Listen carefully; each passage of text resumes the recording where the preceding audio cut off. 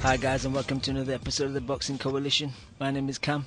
Join me tonight, Chemo, randomly, obviously Daniel Lim. He was at the fight, and a legend returns. Chew, what's happening?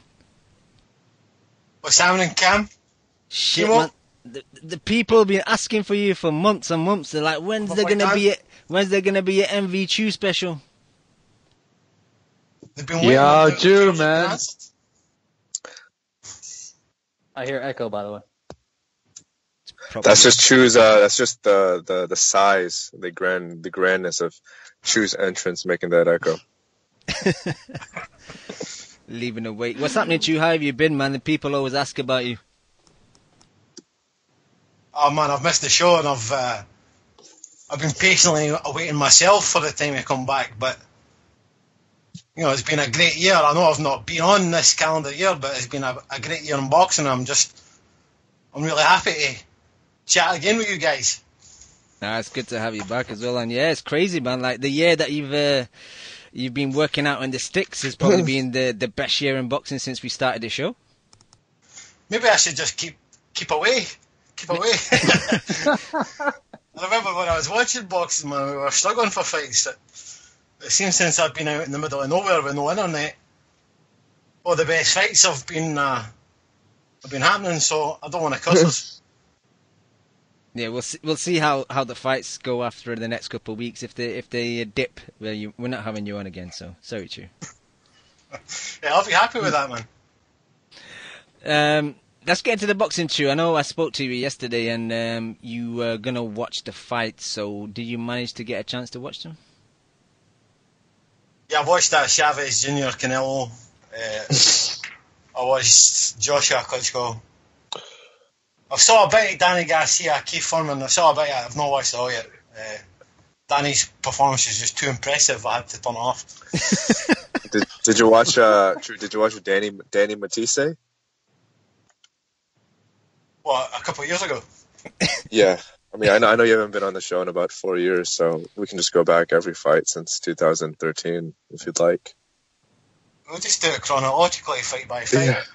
Let's do the first fight in history of the boxing, the fight of 1901. Did you watch that one? No, but I saw Box Nation's Blackpool card about 18 months ago. Bingo. Or how about all the fights where Chew missed like the 12th round? Did you watch all of those fights and come back to us just to summarize what happened? That's another Chew, 4 hours watching. Chew, I want your take on the Rumbla and the Humbla, man. Did you see that? That was my event of the year. No, that was about 2 years ago, no? Yeah, something like that. No, Come on, guys. Stories, though. Anyway. Chew, Chavez, Canelo. What did you think, my friend? Everybody. Chavez, I mean, if you watch the lead into the fight, you know, your 24/7s and stuff, it was like this brand new Chavez Jr., motivated, dedicated. He's got it. He's got his six-pack back now. He's going to turn into a boxer, a fighter that lives up to the name. But, you know, he just reverted to type. Some people get handed everything, and I'm not saying, listen, it's obviously hard to be a boxer, otherwise we would all be doing it. But he has been handed opportunities that more talented, but maybe less star power boxers would crave for. And he's just, you know, he throws it all away. He's got all the tools. He's got a chin that would make Antonio Margarito wince. You know, like, Antonio Margarito watches Chavez Jr. fight, he's probably like, fuck it, that's a tough shot, man. He's got these gifts that other fighters would die for, but he just, I don't know, he seems a bit timid, like he seems to sabotage himself. He never even threw a punch against Canelo. I think he landed one in like round 3 or something, and that was it. And Canelo was awesome. He was just, you know, throwing uppercuts like Juan Manuel Marquez and landing body shots like Junior's dad. But it was like he was fighting a combat Bob. And, you know, one of those boxing dummies. So maybe the combat Bob throws a few more punches. And it's a situation where the fight itself was more exciting for when Triple G got in the ring at the end. Yeah. And that leads nicely to the fight in September. It does indeed. We'll get to that. But Lim, you were in the house. I know I spoke to you earlier on today, so I do know your thoughts. But for the people listening, your take on the fight itself. Hey, Kimo, can you not, interrupt our show with Triple G impersonations moving forward? Please, conduct yourself. Anyways, yeah. He's got a few new words. He's added to his repertoire. Guys,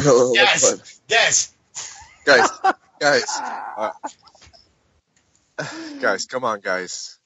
September, real drama show. Yeah. Good luck. That was a terrible fight. Awful fucking fight. And the worst kind of combination of people. Filled with nothing but casual fans.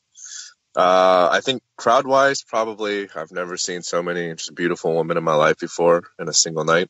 That was probably the highlight of my night. But in terms of the fight itself, was complete ass. It was like an ass cheek.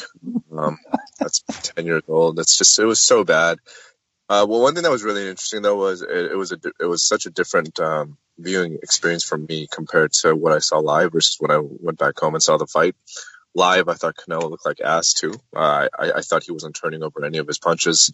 And when I saw live, I saw that he was doing some things pretty well. And I've always thought Canelo was pretty skilled, and I think he showed that. I know, Cam, we had a discussion before the show. I think the only way for me to justify Canelo's performance, and I'm really not. I thought it was a terrible fight.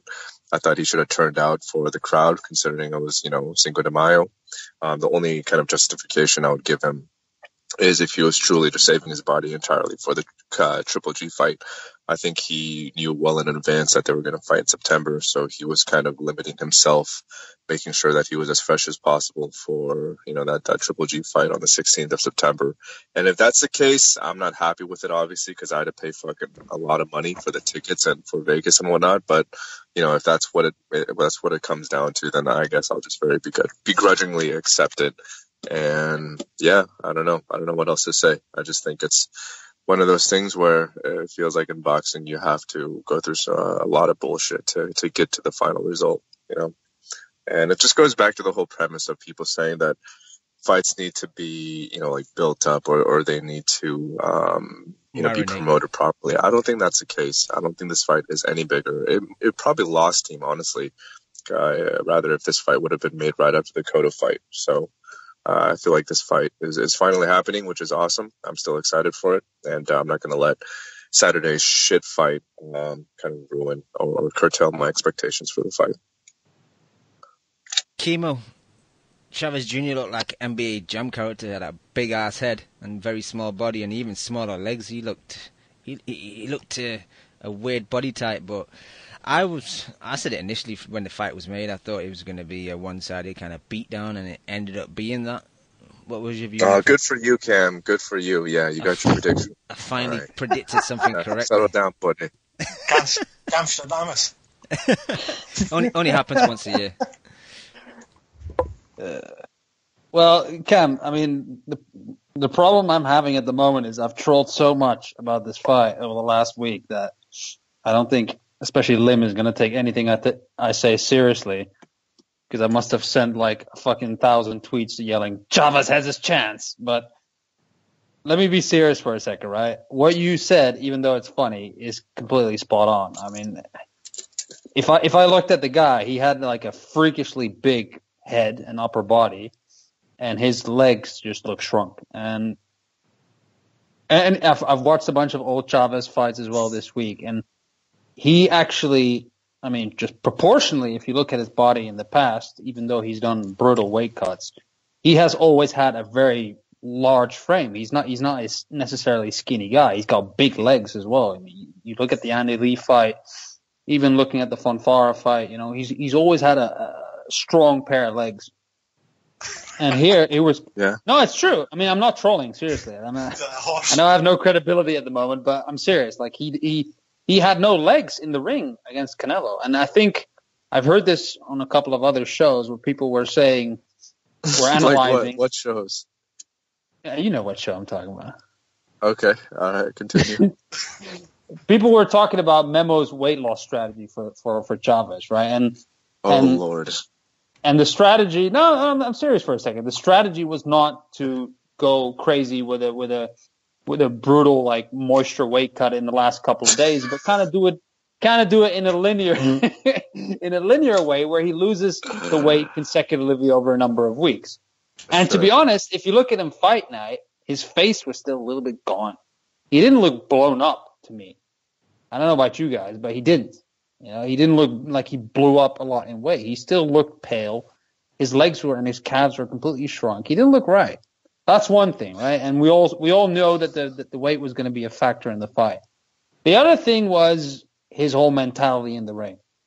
And yes, we all know he's not a skilled guy, but he has to fight quote unquote Mexican style in order to beat Canelo. Put the pressure on her, make it a rough fight. But Chavez has never really known how to make it a rough fight. Even when he stands in front of guys, it always takes a long time to get his shots off. You know, he does that little guard where he just stands in front of you, bends over, and he doesn't really throw until like 3 seconds afterwards. And his volume has never really been enough.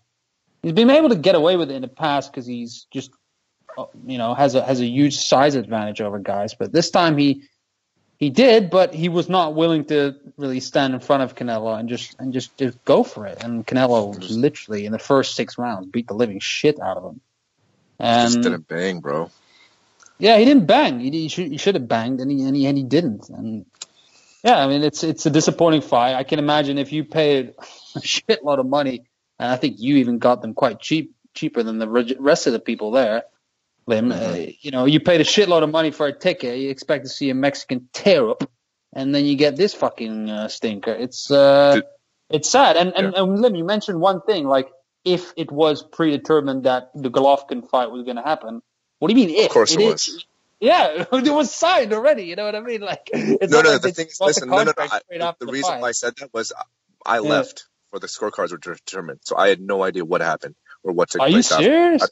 I said, fuck this shit. I want to beat, you know, the fucking, you know, foot traffic and all that bullshit. So I just left right before the 12th round ended. Wow. Did you realize it, like, on the way out that they were announcing it, or you saw it much later? I saw it on TV. On the way out. I was pissed off, dude. I was really, really pissed off.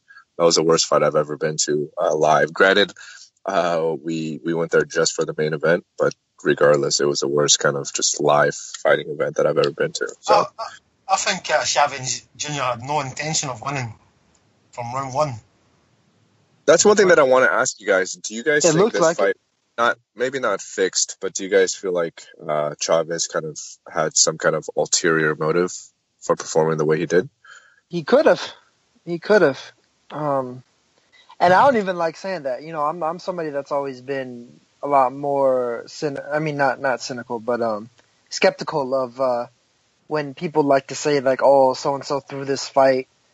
You know, this is stuff like that. But just the way he performed, he literally, like, it looked to me like he wasn't even really trying. And part of that was looking like I wasn't sure if it was just if he was completely drained and he really had nothing to give, or part of it was that on top of the fact that Alvarez was hitting him so hard that he kind of just phoned it in after, you know, he took those few shots and just decided to survive. Phoned it in at the T-Mobile Arena. Yeah, exactly. It was extremely appropriate, right? You know, that's an excellent commercial for him. And, you know, he wound up kind of blaming Berestein afterwards, and Berestein blamed him. Like it was like they were pointing fingers at each other. He was basically saying that, oh, Berestein's his game plan didn't work for me. We were going to wait a few rounds and then try and get going as Alvarez started to tire out. Alvarez, you know, didn't really tire out very much at all. But, you know, Chavez didn't really even appear to really try much after the 4th, 5th, 6th round when he said it was his strategy to. Berestein was blaming Chavez for, you know, cutting weight and having nothing left afterwards. I don't know. It looked all very fake to me. Like they were very, like they were just okay with kind of blaming each other and just like kind of phone, you know, like I said before, phoning it in. They didn't even really have any real belief in exactly what they were saying and kind of blaming each other and everything. And, you know, Alvarez just kind of sailed away, you know, with like an exhibition. That's what the fight looked like. It looked like an exhibition, like an infomercial. was an infomercial, an extended infomercial for Alvarez versus Golovkin. And it's not like you could even really like find like highlight reel stuff for Alvarez against Chavez. It's like there was a couple of little engagements there between the two of them where there was a little bit of trading, but otherwise, I mean, it's not like you could really like put very much of that like on a highlight reel, to be honest. I mean, unless you just were really desperate to put it on there. But it really the overall the main event wasn't particularly impressive at all. It really underwhelmed, and it's unfortunate because I think a lot of Alvarez's career has really underwhelmed. And when he goes into this Golovkin fight, I favored Golovkin this entire time, and I think that De La Hoya is kidding himself if he thinks anybody believes that the Jacobs fight had nothing to do with them signing this fight. He's trying to convince people like, oh, the Danny Jacobs fight had nothing to do with it. Bullshit. Dude, De La Hoya was drunk as shit the whole fucking night. I loved it. Yeah. He was He didn't give a fuck. Out of it. I love it. I love, you know what? I've turned a full 360 on De La Hoya. I used to hate him. Now I fucking love that guy. I just want to party. I think me and you, I want to party my might have balls traded. off on him. I think me and you might have traded places in that regard. Well, we both did a Favorite drunk 360, so we both ended up on the same place eventually. I just want to party my balls off with De La Hoya one day, hopefully. But anyways, Drew, I want to ask you a question, my man.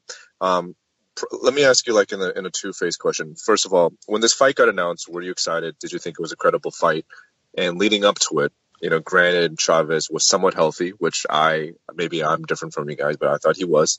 Did you feel like this was going to be a competitive fight? And if so, who are you picking? As the fight was, drawing down to its start on Saturday. I was picking Canelo because ChavezJr, he's just like, he's a poor man's ChavezSr. He's a tribute act. Like a shadow of a tribute act. He's just like a hologram. He wasn't even there. He's a cover band. He's a poor man's old Chavez Sr. Like when Chavez was on his way to retiring. Man. Chavez Sr. is like fucking skimming it on for ringside. Chavez Sr. probably would have put up a better fight than Junior did if he would put on the gloves instead. Yeah, true. The thing is, that's why Chavez Sr. has to sit on the sides now, right? Because if you guys remember, Senior used to be in his corner, but Chavez Jr. just hated when his dad would yell at him so vehemently. So he got relegated to that position. But anyways, Cam. Oh no, I'm sorry, Joe. Sorry, Dan. That's like jail. No. Like, it doesn't matter how old they are. That's him. Yeah. Like, I was just gonna say, he may be 30, he might be 60. Yeah. Fuck it, hell, get out of your son's way. Let him grow up. Mm-hmm. Even if he gets Cam, you were gonna ask you a question. Yeah, I think, just right? initially, Chu, when the fight was announced, did you think it was a good fight, or do you think it was just a kind of money cash, basically? Let's do a big Mexican fight on a Mexican holiday before we possibly take it L against Golovkin. Man, I love how you phrase that question too. No, the second one. Yeah. It was a rob the bank fight. Yeah. It was like lose weight in 3 months fight and you got a payday. The only thing I wonder, guys, though, is that, it did seem like it was somewhat, predetermined and Chavez took a knee, but I never understand why fighters would take a knee on this magnitude when you can make twice as much money on a rematch if you actually do decently, That's why I don't really buy the fact that I don't think he necessarily, sold out, or whatever. But I think Canelo's that amazing. Yeah, right. He just realized that he was in there with a fighter that's levels and levels above him. Yeah. And I think one thing we're also dismissing was the fact that he got knocked out by Fonfara. I think that changed his mindset a little bit as well. I don't think he was willing to put it all out on the line. And the one thing where I really started doubting shit is when Canelo went on the ropes a few times. I don't remember which round exactly. I think it was around maybe the 7th. And Canelo blatantly just walked backwards, sat on the ropes, and Chavez had him there for a good 20 to 30 seconds. And he threw maybe 4 punches. And I'm just like, dude, you've got him where you want it. You're towering over this guy. Let your fucking hands go, man. Rough him up. Just put pressure on this fucking dude, man. And he barely did something. He couldn't even hit him clean. It was very, very disappointing. I know, dude. He was better when he was getting volunteered. stunned. Say that again, Chu. He was better when he was getting stunned and just taking it Yeah. easy. He was more He had fun, that definitely. hunger.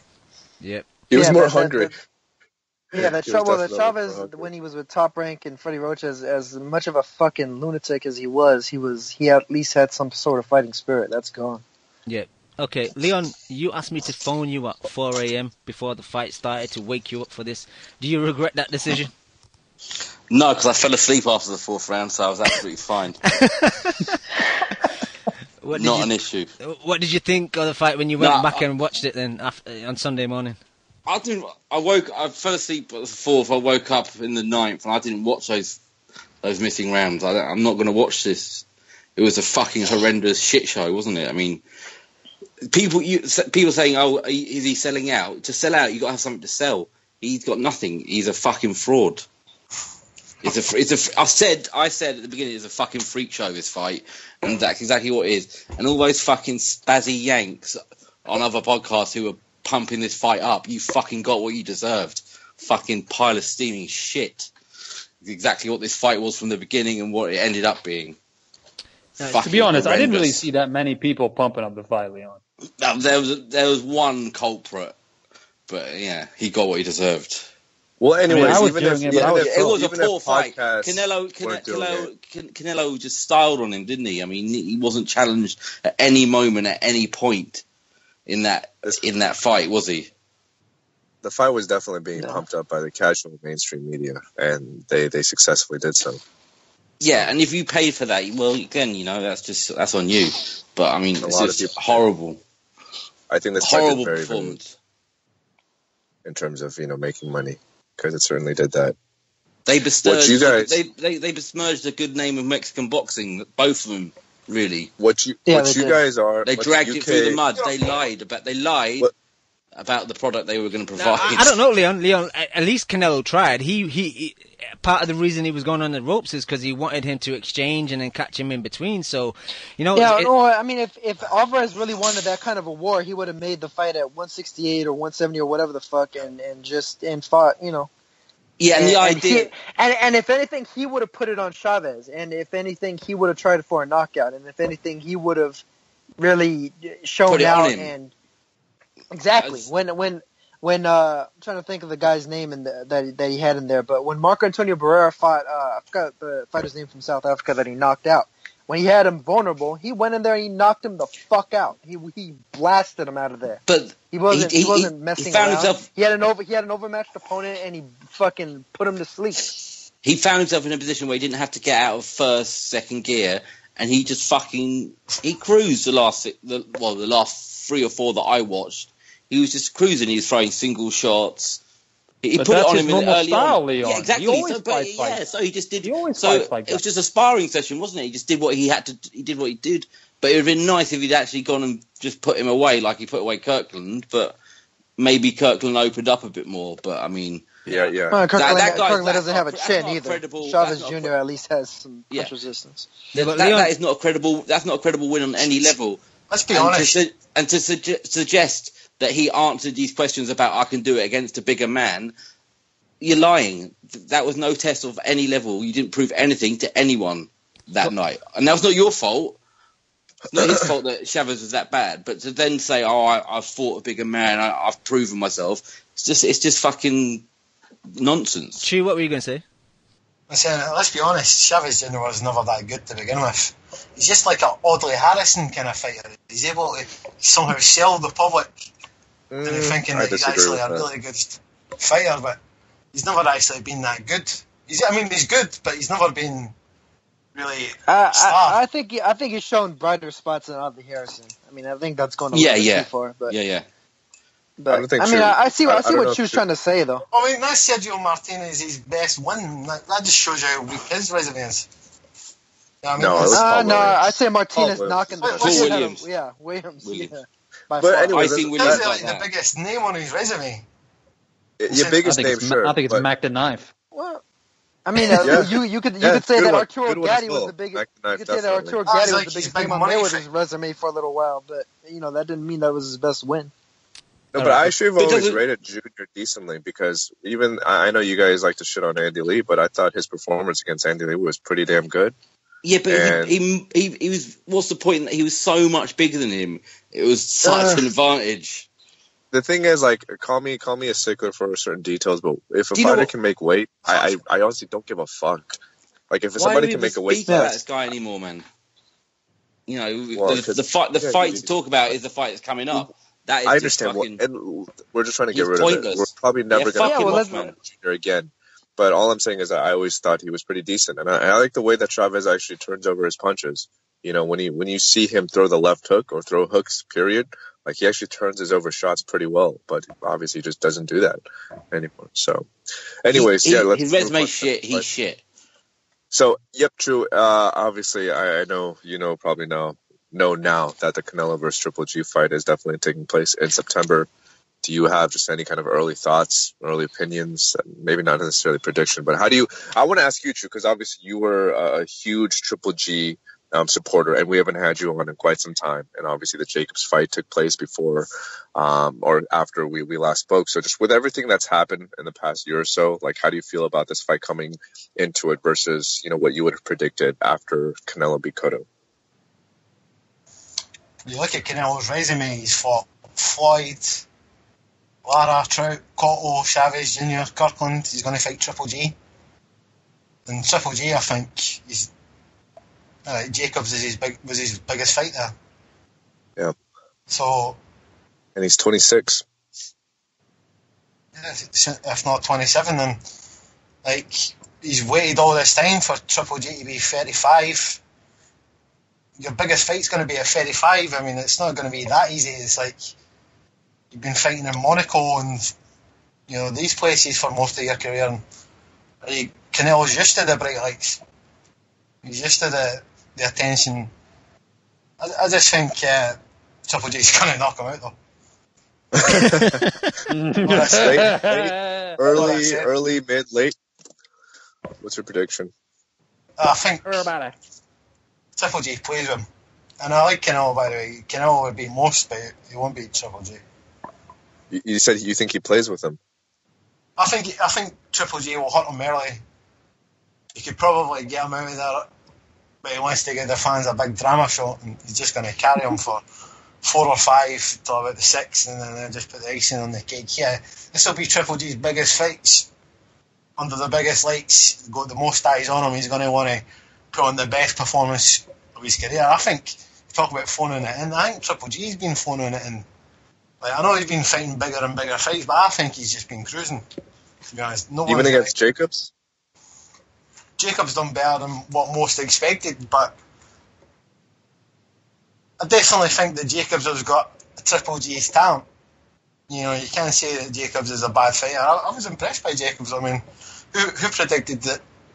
No. I know, but you said you felt like Triple G has been phoning it in. And my question to you is, do you think he was phoning it in against Jacobs? And if so, I think that's a very stupid thing for him to do because I thought Jacobs won that fight. You thought Jacobs won that fight? I've not. I did, yeah. I've only seen So it did once. I could see it both ways, but I've seen it several times. I thought Jacobs the way won every I'm trying time. to phrase it is that if Triple G was phoning it in, it's something that's a very stupid thing to do because he could have lost that fight if the judges were different. So, but anyways, yeah, I just wanted to ask you that question. In particular. I also scored it for Jacobs, Chew. I think a lot of people did, man. It was quite split overall. Yeah. And then one more like thing, Lim says, it was not a given that he won it. I did as well. I scored it for Jacobs. All right, guys, thank you for the support. But anyways, I just feel like Jacobs Is there anyone who scored it for Golovkin? Just Not here. Cam. Nah. Cam did. Jacobs. Yeah, Cam did. No, I chose it for Jacobs. Oh, no, you scored it by one, right? Yeah. Hey, True, I swear to you, I didn't call the troops 10 minutes before the show for this part of the show. These are all our own kind of opinions. No, but anyways, I thought it was close enough where it can go either way. And just because of Jacobs' stature, he's not getting as much, Triple G isn't getting as much pushback as to like a public outcry for a rematch, which is fair because I think we would all rather see Canelo versus Triple G. But yeah, for me personally, I felt like that performance kind of changed my tune a little bit in how I see this fight. I'm still picking Triple G, and I know he's a minus 175 favorite right now. And if that stands true, I'm going to put down a lot of money on that because I'm still confident that Triple G beats Canelo because stylistically, I think Canelo doesn't have that much for Triple G to make him all that worried. Yeah, and the other thing you got to look at is that Canelo hasn't been challenged in a while, really. Like I think Golovkin having that Jacobs fight might be good for him, where Canelo has fought poor opponents since Cotto shit the bed in that fight. Canelo's been fighting the level of opponents that Golovkin has been. Yeah, exactly. So Jacobs. No, until Jacobs, but that's what I'm saying. I think the Jacobs fight could be good for Triple G. No, I agree with that. Yeah. Right, go ahead. I mean, yeah, that's the best. That's the best because he won the fight. That's the best win of the last 2 years on anyone's resume on both sides. So I think is that including Lara? 6 rounds with Kondo. Yeah, that is including Lara. That is including Lara. That's including Lara. Because Lara doesn't fight coming forward the way that Jacobs does, but Yeah, Jacobs Canelo's resume is highly overrated. And I'm not accusing you guys of this, but I think for the most part that's highly retroactive because nobody was giving Jacobs a fucking chance leading. Doesn't matter. Doesn't matter. Yeah, we know what we know Well, now. And that's all you can say about it. Now, and the thing is, Lara's the guy that says he's gonna do all this shit and do that and do all these things that he's gonna do, and then he does it while he's being held back, and he's like, hold me back, guys, I'm gonna go. Fights Delvin. Yeah, exactly. Fucking fights Delvin Rodriguez and goes 12 rounds with him after Cotto blew his ass out like a fucking flat tire. Yeah. So Lara hasn't done shit at middleweight, I still think I'm tired of hearing his fucking name with regards to middleweights. I still think there's somewhere like a fine line in between where maybe Jacobs isn't as good now all of a sudden, or he's being a little bit overrated after the Triple G performance. But we just rated a little bit of Triple G maybe being exposed a little bit in that fight. I just think it's somewhere down the middle. Okay, Kimo, that same question that Dan asked. Still the best win. Your early thoughts on the Golovkin-Canelo fight? Well, I was genuinely surprised, like most people. I mean, it's nice that the fight's actually happening. In terms of who I'm picking, I gotta go with Golovkin as well. I'm not too sure about Canelo's power. I've always thought that he wasn't the most devastating puncher, and I'm not quite sure how much respect he's gonna get from Golovkin. Jacobs got a lot of respect. I mean, that you could see that straight away in the fight. I mean, he was very, very careful.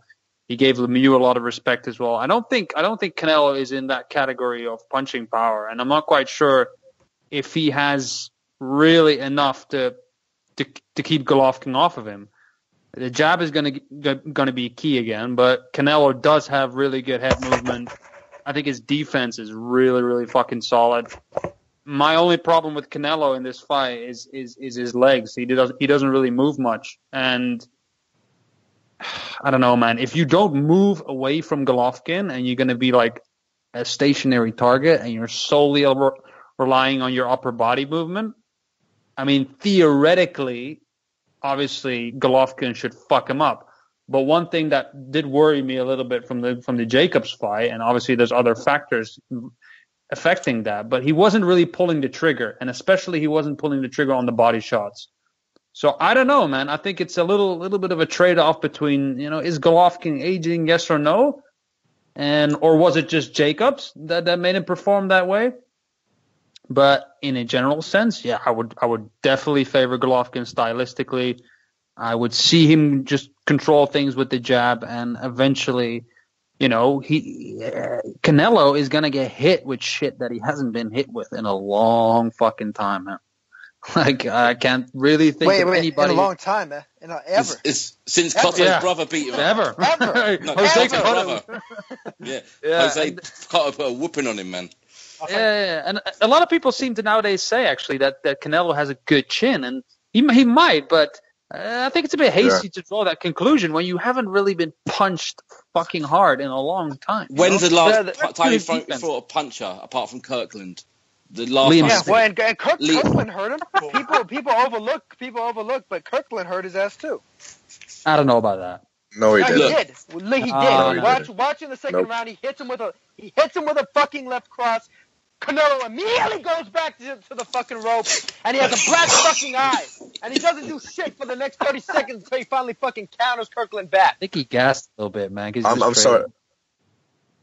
Yeah, I hope Nikki doesn't gas out either. But anyways, in regards to that actual, I think the Canelo thing, it is true. You actually bring up a great point, because I was always thinking that too, because you guys know I'm a Canelo fan, even despite this past performance on Saturday. But two things I still don't know about Canelo is his punch resistance and just how much power he has.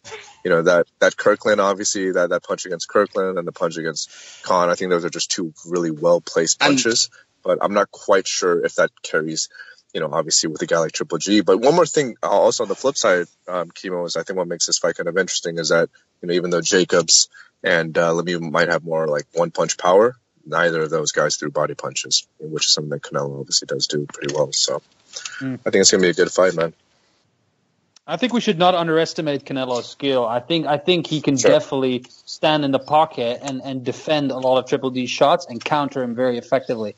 I just don't know how long he can do that. Because if Golovkin has his temperament, he will keep piling on the pressure, and there's only so long you're going to last, you know? So Alvarez can kind of like maybe the first couple, but when it comes to like the 3s, 4s, and 5s, he won't, because Alvarez, it's like he'll do like those first couple of like moves that look real slick and flashy, but the defense isn't. He doesn't have that improvisational quality where he can completely negate everything that you're throwing. That, and also I think Golovkin's jab is timed extremely well. Much better than Alvarez's. Alvarez is just a lot quick. You know, he's got like a quick, snappy jab. But when Golovkin wants to hit you with his jab, he's going to hit you with his jab. He throws it at that very awkward time where he's going to, you know, time it perfectly.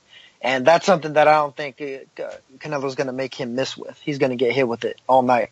Because I could very easily see Golovkin throw 2 throwaway punches that miss.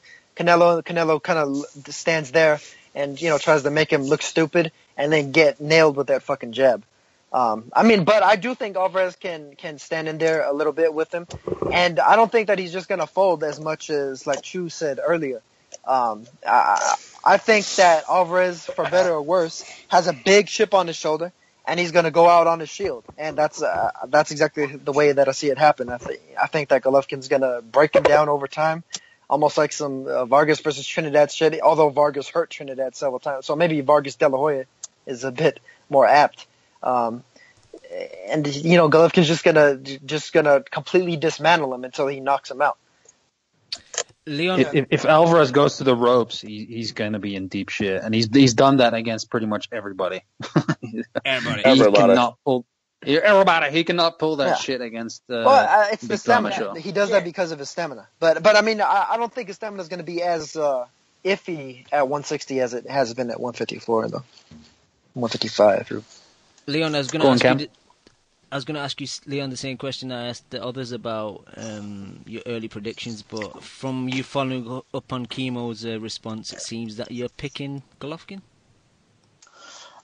I'm picking Golovkin, yeah, but I think it's a close fight. I think it goes late, but I'm picking Golovkin because there's two things that Lim was saying you don't know about Canelo. I know about Golovkin. So I trust his chin and his power to get him through that fight. He might lose some early rounds, but I just don't see Canelo then, unless the only thing you say is that body weak, because I thought Jacobs did do some good work to the body.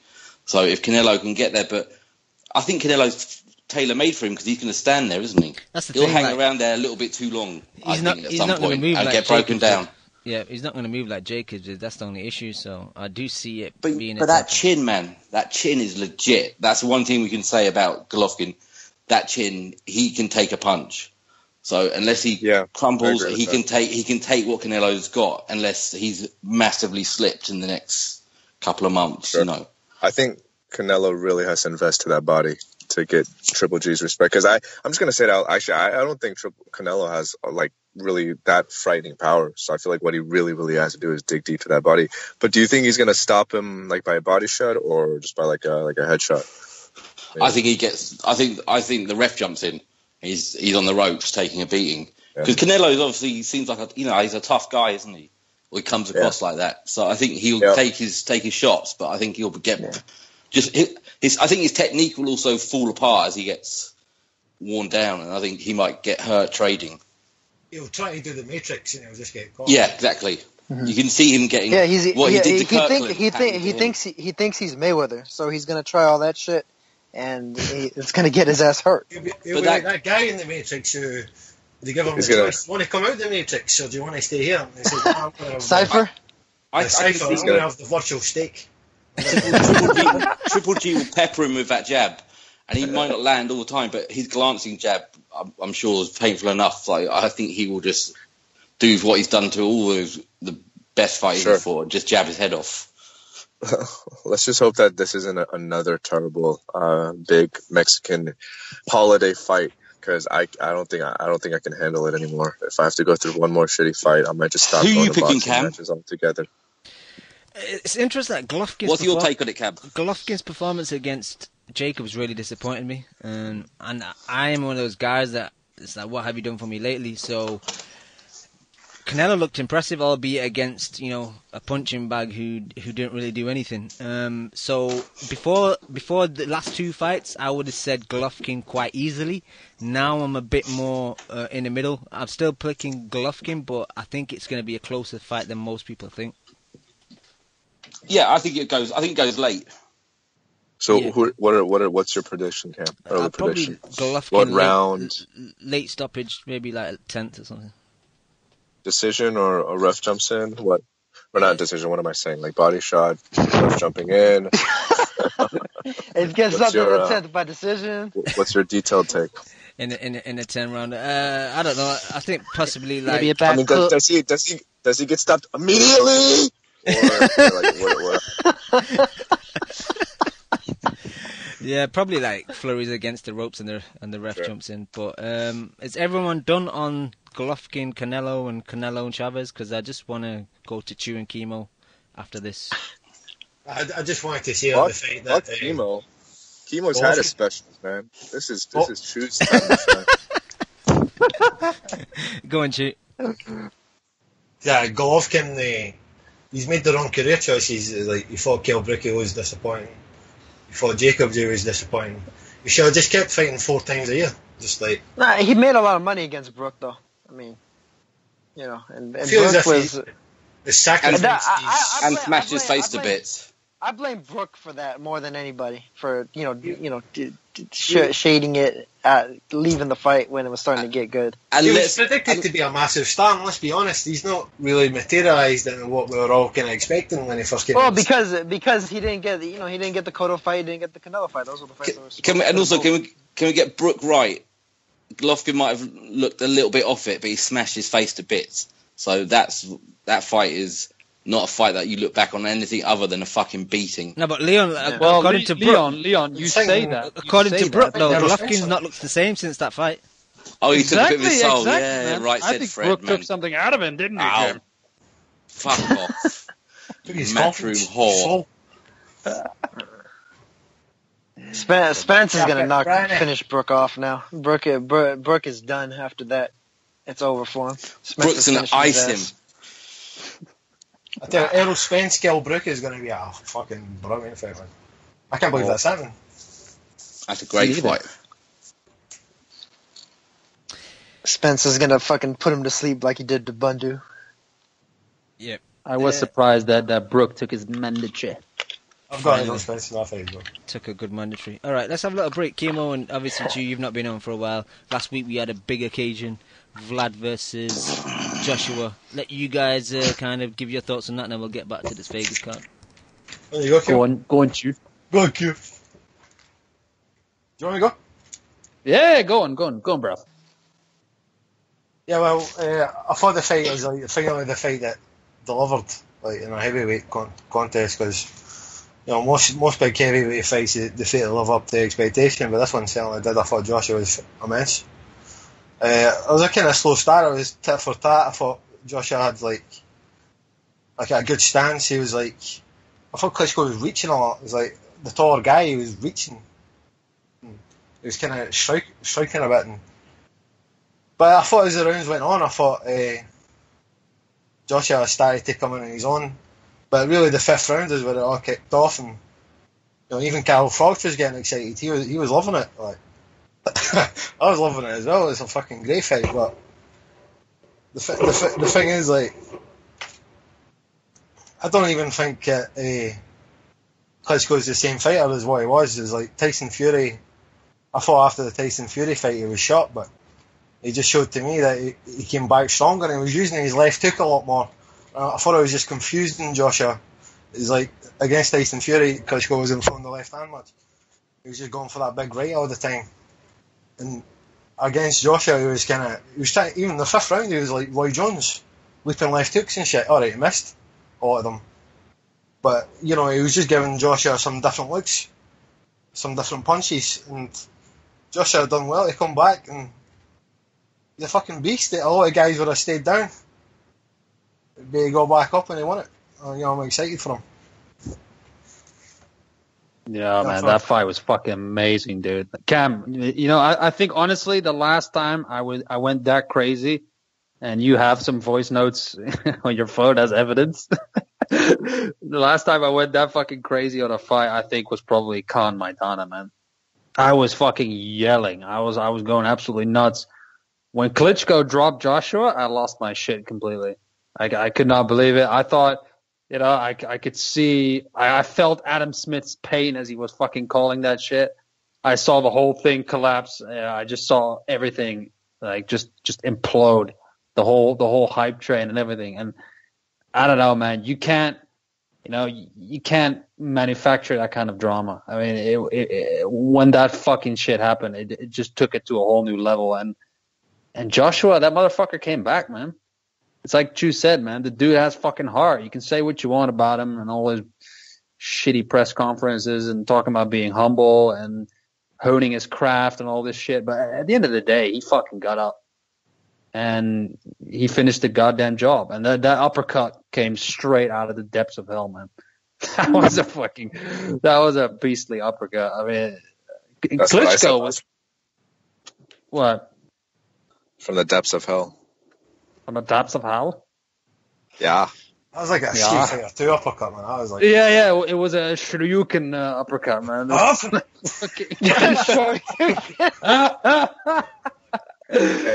It was epic, bro, but what?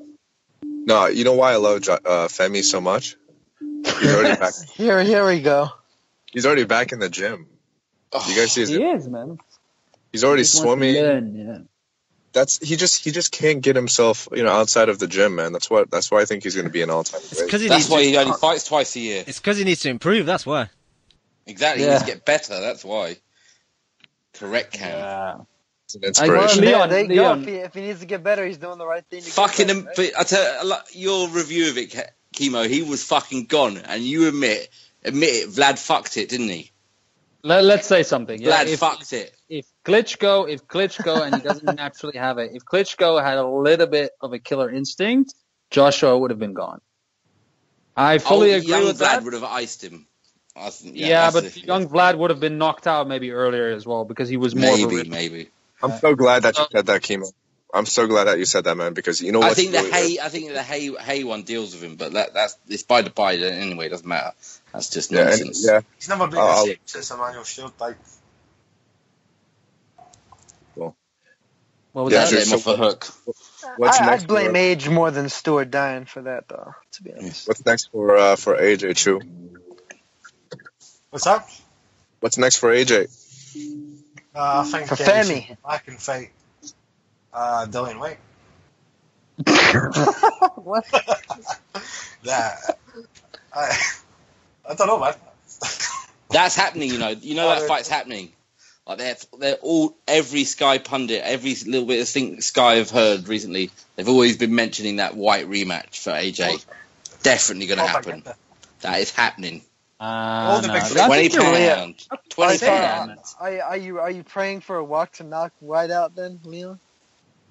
No, I need White. No, I want White to crush his dreams. Because if someone that bad knocks him out, it would be glorious. But he won't. He'll get smashed to bits. I don't know why you're fucking hating on somebody who's that age and who's that much of a novice that took on Vladimir Klitschko. I just don't think it's Deontay Wilder next because I don't want to. That's it. That's the fight. That's the fight. It's gonna happen. It's gonna happen, dude. They're gonna take one more fight, probably against Parker or somebody else like Pulev. that. It'll be Pulev. And then They'll fight him afterwards, mandatory. fight him in the chin. And then afterwards, they will fucking make the fight. Man, Sky's already promoting Wilder more than fucking anybody else has. Man. I can't wait for that. That's a good fight. Dude, they'll put that shit in Wembley. Than Al Heyman. That's for damn sure. Like Deontay Wilder says, Joshua's not very agile. I'll hand him though. You said that? Oh God. Deontay I Wilder. mean, he kind of is. I agile. mean, even though he looks awkward as shit moving around the ring, I mean, he does it fairly well. No, Deontay needs to fight Parker. He needs to, unify and do all that fucking bullshit garbage ass work. We know who Parker's fighting. Andy Ruiz? No. I heard Parker looked like crappy the last fight. He's fighting Bellew. Leon, sorry, Chew, you know why he was a bit crappy? Because he fought a big unit, didn't he, Jim?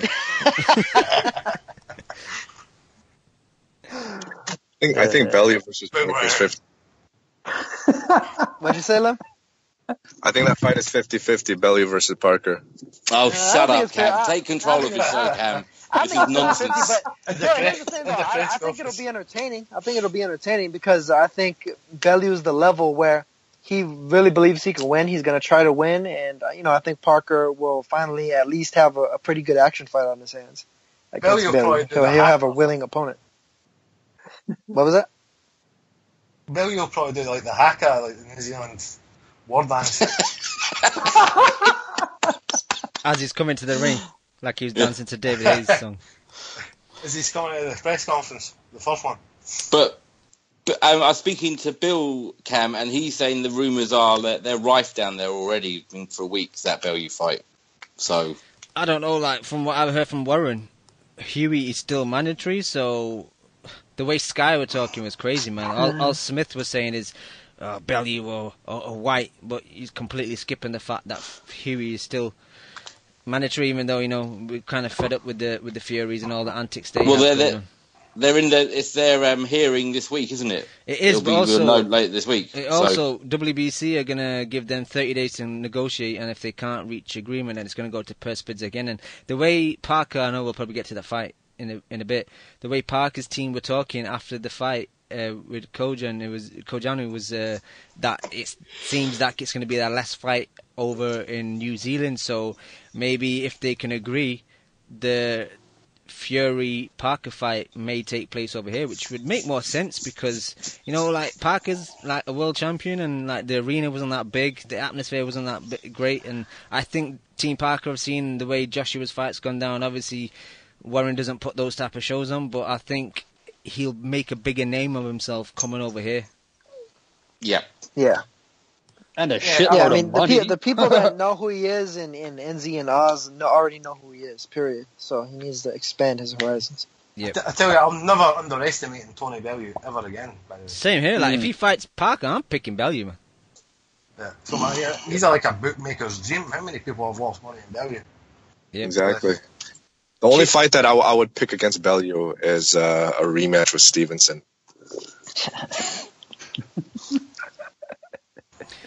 Kimo Chu, you guys got anything else on the heavyweights and AJ or whatever, or should we move on? I just think it's exciting that Fury is in Marbella training hard, man, getting in shape. He looks he looks sharp again on the mitts. Do you think that's the laziest camp in the whole world? Him and Billy Joe in the same camp. That would just be like, let's go for a 5-minute run to the shops and then have some crisp and fizzy drink. How do you know it's 5 minutes? He was taking selfies. Billy Joe was taking selfies with porno stars, so you know what's going on over there. There ain't no fucking training going on over there. Yeah, but Lim does that all the time, so that's nothing new. Yeah, I agree. Porn stars are motivating. Yeah, but Lim isn't a world champion. He is to us. He is to us. Saunders needs to get his shit together before fucking curtsies. The mental midget kills him. Fucking Danny DeVito on crack comes and snatches that title away from him. Battleman, Ram Man gets him. Yeah, you guys are laughing though, bro. But Mac the Knife has dropped some sweet merchandise gear, man. I don't know if you guys saw it, but will you be purchasing anything? Fucking sick tracksuits. I love it. Can we Oh, post it? please That's say you're Mark's getting a full tracksuit. Hey man, I'm whipping out my Groves A gear white again. one. Can It's you get happening. a white one? An I'm all gonna be a white world MGM champion. tracksuit. Talk about sick gear. Did you guys peep some of Canelo's attire that he was selling on his website in Vegas? Oh, the exact same, except his blue. Looking like a fucked up Harry Potter in that other picture you sent me. He's fucking dresses like shit, that man, doesn't he? Yo, Chew, can I ask you one thing, man, before I go to sleep? I just wanna quickly hear your thoughts. I know it's a bit random, but George, he's gonna go for that world title, isn't it? He's gonna do it, man. He's gonna be a world champion. Yards. I can't even remember what I used to say. What was it? Just That he's not jazz, tired, jazz. You think he's hiding glass? Yards.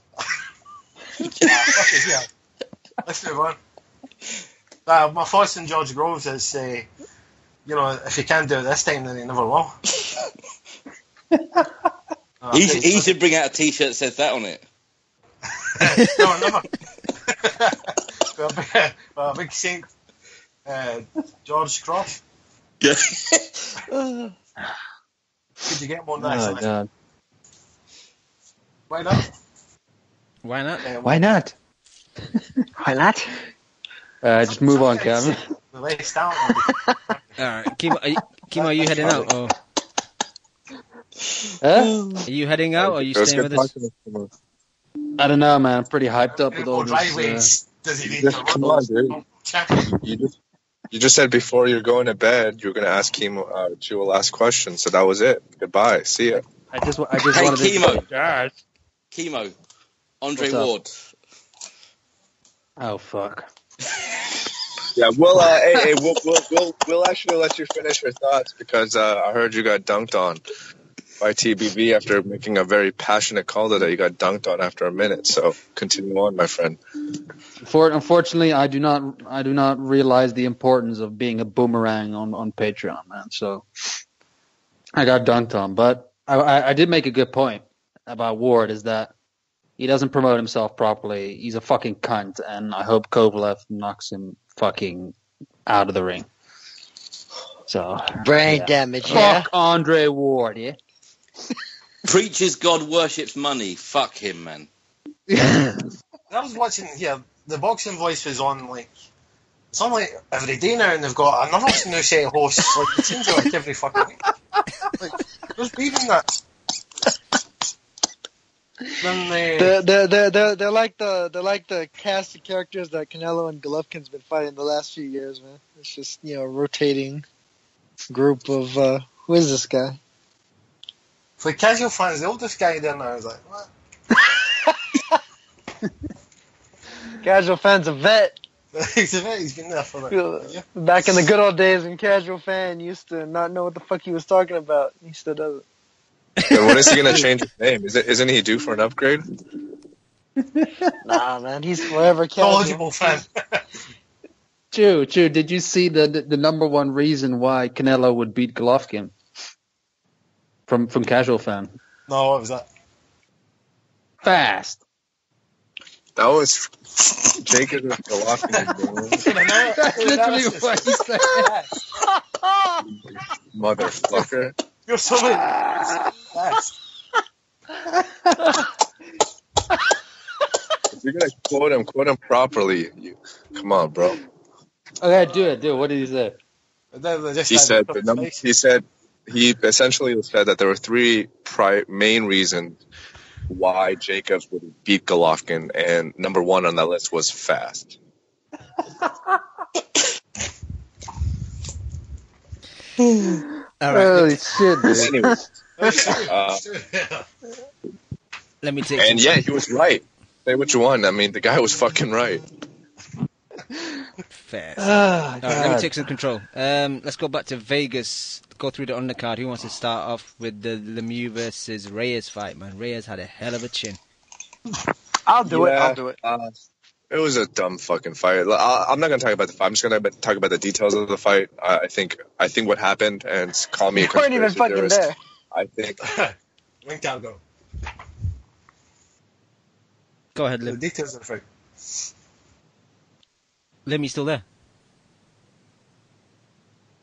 You took him.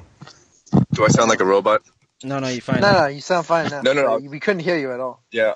Go ahead. No, I think what happened was, I don't know if anybody dropped out, but I'll let you guys talk about the actual details of the fight. I think what happened was once Triple G announced that he was going to forego that Saunders fight, I think essentially Lemieux knew that he was going to be axed out of the Canelo fight. I think that spurred him to not train at all. I think he looked like absolute dog shit trying to make 163.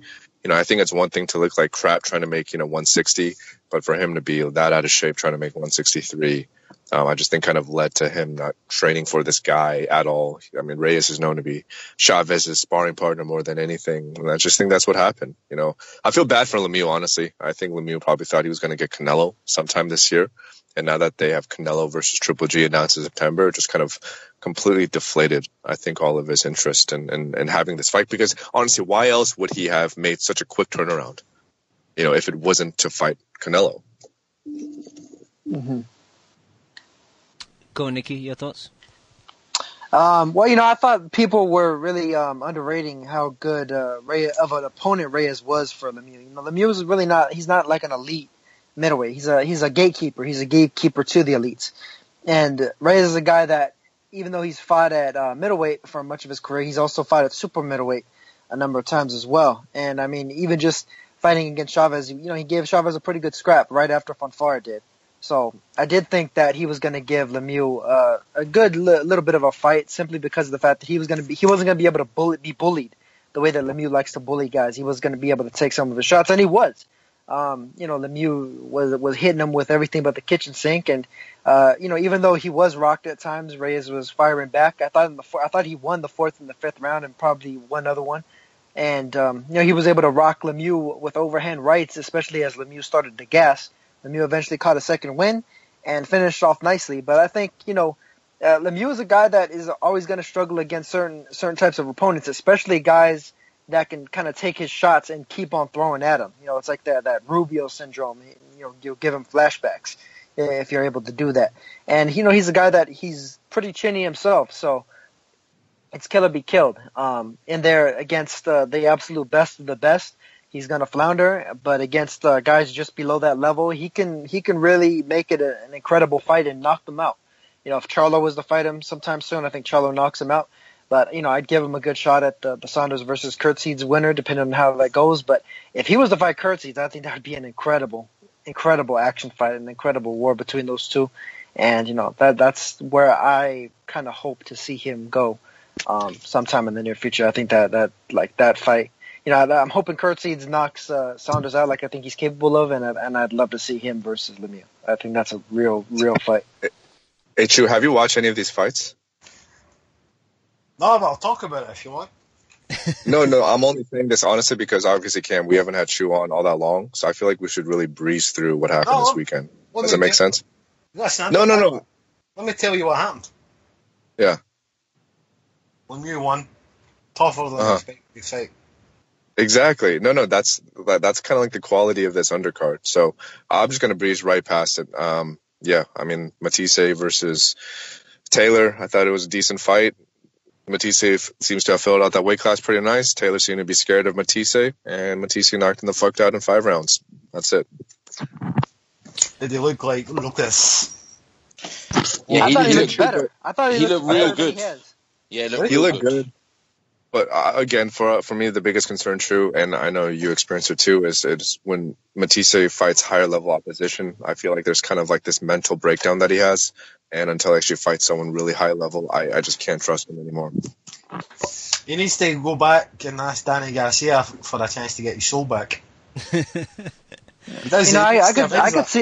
could see that rematch happening sometime, maybe in the future. But I thought Matisse looked really good. He boxed really well. He set up his shots really well. He wasn't like going in there just lunging for power the way that he had been in years past.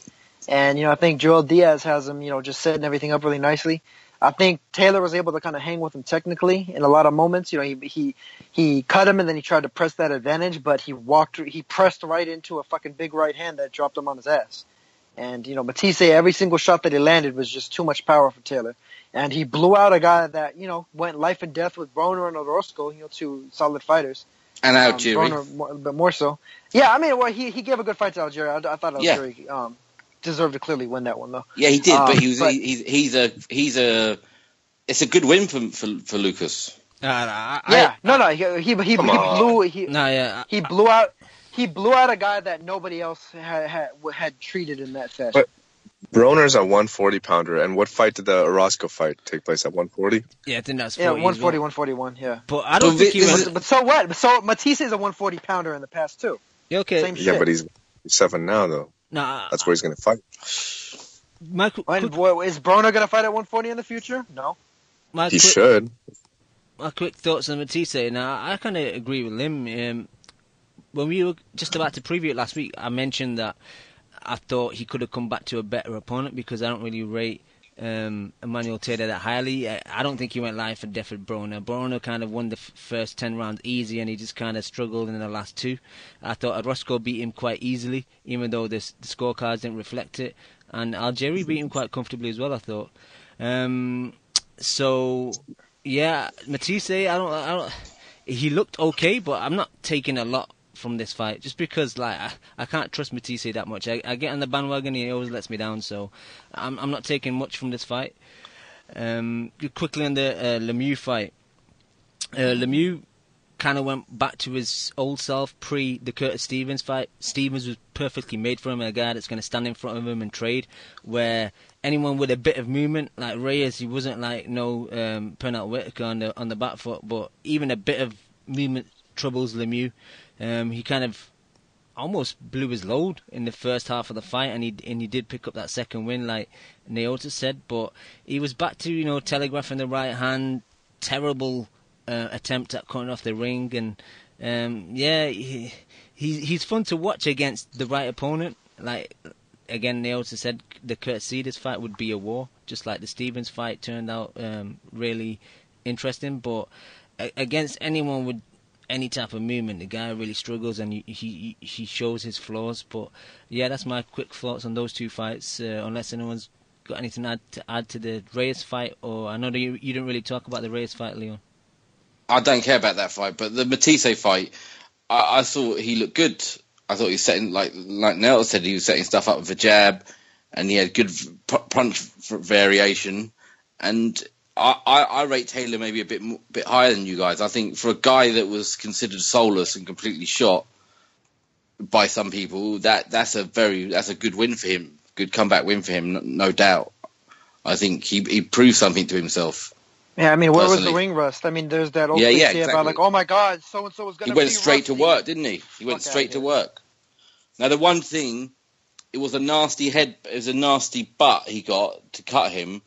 But I do worry when he gets an injury, he doesn't react well to it. Yeah, it's like he wants to quit, innit? Oh, well, not quit, but it's a big deal for him. It takes him a while to get over it. Yeah. And his soul left through the cut against Postal, and against Danny, and for a second there in this fight, he's like, it's going to worry him. But he got the job done, and I think he looked good. I think that's a good win. The Daniel Sturridge of boxing. Exactly. He just doesn't. He needs everything to be perfect. But I mean, yeah, I still see him being in good fights. Okay, just quickly, Jojo Diaz versus Avila. I'm high on Diaz, you guys know that, but I thought the fight was a bit one-paced, and I thought he could have maybe switched up his pace a bit, but he didn't really. It was kind of a slowish fight, and I know, Naota, you thought his performance was good. I think his performance was good. I just think he could have done a bit more in there. Yeah, possibly. He could have maybe turned it up another gear on Avila. Avila was giving him some puzzles to solve early on, and just kind of like I thought he would. Diaz was able to solve those with I don't want to say ease, but with class, and just kind of just beat him with his hand speed and agility and everything. Avila, I still think has a future at 122. I still think that he could do some things if he drops back down.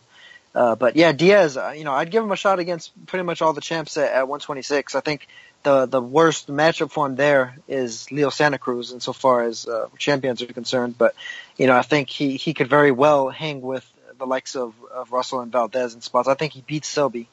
And like him versus Valdez, for instance, is the fight that we've talked about a lot recently, promotionally speaking, because it'd probably be the easiest to make.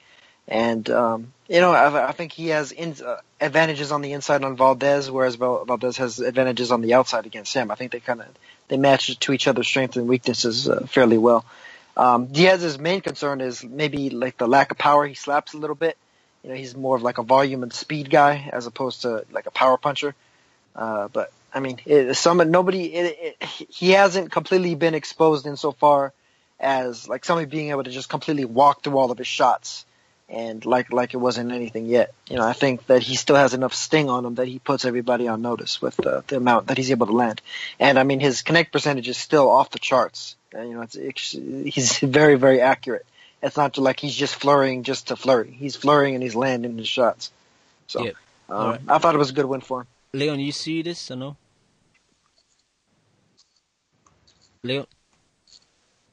Okay, we'll move on. Just quickly on Marlon Esparza. I know Nikki and Lynn were talking about her last week. I didn't see her until this weekend, and I did go back and watch her debut fight as well. And the fight on the weekend was the first ever female fight that was a 3-rounder. But yeah, she's not that good really, man. The straight punches are 3-minute rounds. 3-minute rounds. So yeah, 3 minutes rather. The straight punches are good. She's pretty straight up though. No head or upper body movement at all. Zero.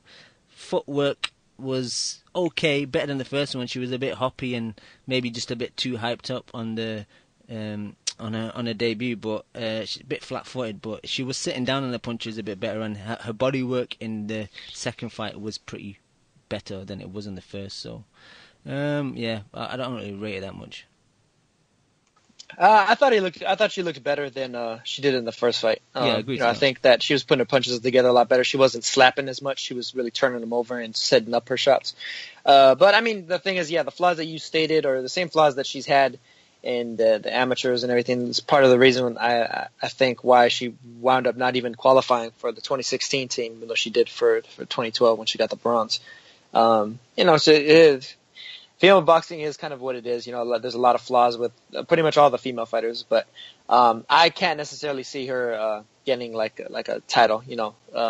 Her or even like the likes of Nicola Adams. I think that the fighters down like around flyweight, bantamweight, and stuff are actually pretty legit when it comes to their champions. So it's going to be really difficult for me to see them like actually succeeding at the top level. Okay, Chu, I agree with what Lynn was saying earlier. You haven't been on for a while, so let's just go over some fights to see if you watched them. I'm not 100% sure if you came in on the show after the Kovalev-Ward fight. So First one? Nah, I was on it. I think it was on the Monday after. Okay, that's fine then, because I just wanted your thoughts on that. The rematch is coming up. Do you think it's going to be repeat, or do you think Kovalev will get him the second time? Well, apparently Ward bottled it from a face-off today. Not that that's going to have any bearing. I think Ward's going to do a little bit better than he done in the first fight, but I still think Kovalev's going to do a little bit better as well. And I can't see Kovalev knocking him out, but I can definitely see him. I wouldn't be surprised if actually it looks as if Ward steals it, or just does enough to win. Steals not the word. Maybe a bit like Jacobs over Golovkin, you could make an argument for him winning the fight, but they give it to Golovkin after what happened in the first fight. A lot of that happens in boxing, where somebody gets robbed in the first fight and they get awarded the decision in the rematch. Yeah. I'd like to see a trilogy if that happens, and I've got Kovalev on. I just think Andre Ward at the end of the day is like that jab is just fucking him up. And he done well to adjust it as the fight went on last time. But I just think Kovalev is just gonna. If you look at Kovalev's record, he always does better in rematches. He just comes out like a beast, and I expect the same happening this time. A few more, Chu. people in the chat asking about your thoughts on Josh Taylor. I know you're a Sterling man, but you spent a lot of time in Edinburgh, and Josh seems to be on the rise as we have the decline of your boy Ricky. So, yeah, two-part question. Thoughts on Josh and thoughts on Ricky as well? I didn't see the Josh Taylor fight. I'll just be honest, he's laughing. I've seen him fight before, like, he's a good fighter, he's very smart, he knows when not to throw punches. You know, he's very composed when he gets in front of you, he picks his shots and he just goes to the next one, head body. It's fluid. A really good southpaw, he knows how to throw the straight left and pivot and stuff. He's quality, and I definitely think he'll go far. I wouldn't want to see him fight Ricky, because I think Ricky needs to not retire, because if he wants to keep boxing, then that's his livelihood, let him, but definitely think he needs to kind of have a couple of easy fights, and maybe see if he wants to get back in the ring with the big guns. So did you say you wouldn't want him to see him fight Ricky? Nah, I don't want to see that, no. Don't you think it'd be like a good passing of the torch? I do, but it's like we never got to see like even Scott Harrison against Ricky Burns. It's like at this point, I wouldn't want to see it, because I think Ricky Burns would lose. I don't want to see it. Like I know Ricky was a world champion, but I still think that Ricky 5 years ago would have beat that guy. That's what. And even though Ricky Burns has always had problems against somebody who's taller and longer than him, because he uses that to his advantage, his reach, mostly against shorter guys. And when he's fighting somebody who's a wee bit taller and a wee bit longer, he always has problems. Like he reaches too much. He never quite hits the target. And I think Josh Taylor's, you know, if not the same height, maybe a wee bit taller. And I just think that's a bad style matchup for Ricky, and even in his prime. I think Josh Taylor's that good. I think Josh Taylor would win that. I don't want to. I think Ricky Burns deserves to go out. You know, not getting knocked out. Yeah. I think Josh Taylor would. The way Anthony Corello lost to Linares in the second fight, and talks of him maybe going to 140, do you think that's an obvious fight for Hearn to make? To have Ricky versus Corello at 140? It's a big fight over here, even though it's not really a necessary fight. Yeah, why not, man? I mean, let's make some money. And I don't know if Corello's the favourite in that. Like I know, I know Ricky's had a tough fight. Like his last fight, he's looking a bit past it, but I think after that last fight that Corello had, I could have took a lot out of him. You know, just like could be very demoralising. Yeah, I hope Ricky fights like domestic guys and like forgets about going after belts and just kind of tries to fight for like UK money fights. You know, I take him against to be names rather than belts. I take him to be just like a club circuit fighter, like a James Toney's doing now, and Matthew Macklin and stuff. You know, like fighting like regional belts. Like I'd take to see him go back that far. But I think if you're going to fight killers every time out, he's a lot of matchroom fighters. He's had he's had a few stinkers, but he's had a lot of tough fights. Like maybe just go back and fight like a British level guy. To your point though, I wouldn't go straight into like a crawler fight. Yeah, to your point about like that fight, I think that'd be a quite even fight. I wouldn't favour either guy to win convincingly because I think Corello's quite shot as well. So I think it's like a 50-50 domestic, dust up between two guys on the way out. I'd probably favour Ricky, to be honest, because I've really been disappointed with Corello. Especially the two Linares fights, he didn't really show up. But we'll move on to... Josh in the chat is asking about your thoughts on Lomachenko, another dude that you've been very high on. He obviously recently fought against Jason Sosa. And going onwards, to talk about the Salido rematch and stuff, is that something you'd like to see? I'll be honest with you as well, I've not seen High Tech's last fight. I've seen Highlights, really. That's it. He looked like a beast, bro. That's all you need to know. He is a beast. He is, to me, the best pound for pound boxer in the world at the moment. Maybe his resume doesn't show it, but just like Skills-wise. skills-wise, it's just like on another planet. I don't. When I watch it, it's like I'm discovering something. It's not just like boxing. It's like I'm discovering like a continent or something like that, or like a pot of gold at the end of the rainbow. It's like MV2 Columbus. like picking up a scratch card with the winning ticket on the street. It's just a fucking joy. Like I'd pay him personally. I'd pay his manager. Then I'd pay fucking HBO. I'd just be like there. If I see him, I'd be like there. Fucking take my money. Now, do you think the Salido rematch, he needs to get that kind of tick off his resume, get that monkey off his back? Only if Salido leaves the trench coat at home and fucking just fights a fair fight. Like, you don't want to see. He already did. Did he? Did you see the Yep. first fight? He fucking attacked. Yeah, yes, I did.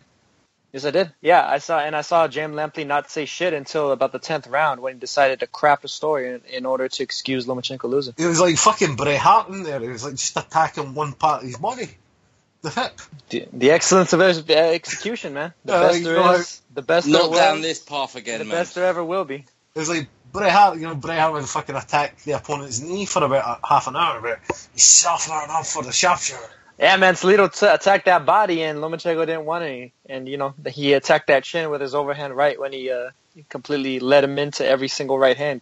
Couldn't avoid it. It's crazy It's how incredible. fans give Salido a You know, pass. if Lomachenko's on another planet, then shit, Salido's on another fucking universe. I mean, pound for pound, the greatest of all time, maybe, possibly. Orlando Salido, baby. Naoto, Not this. No, not this. Fucking Dark Arts, Voldemort. Naoto's going to look at the YouTube comments tomorrow with people shitting on him. All right. Leon, Naoto, you got any fights you want to ask Chu about that you recently have seen or anything that you want And to everything I'm going to tell you, I've not seen it. I missed it.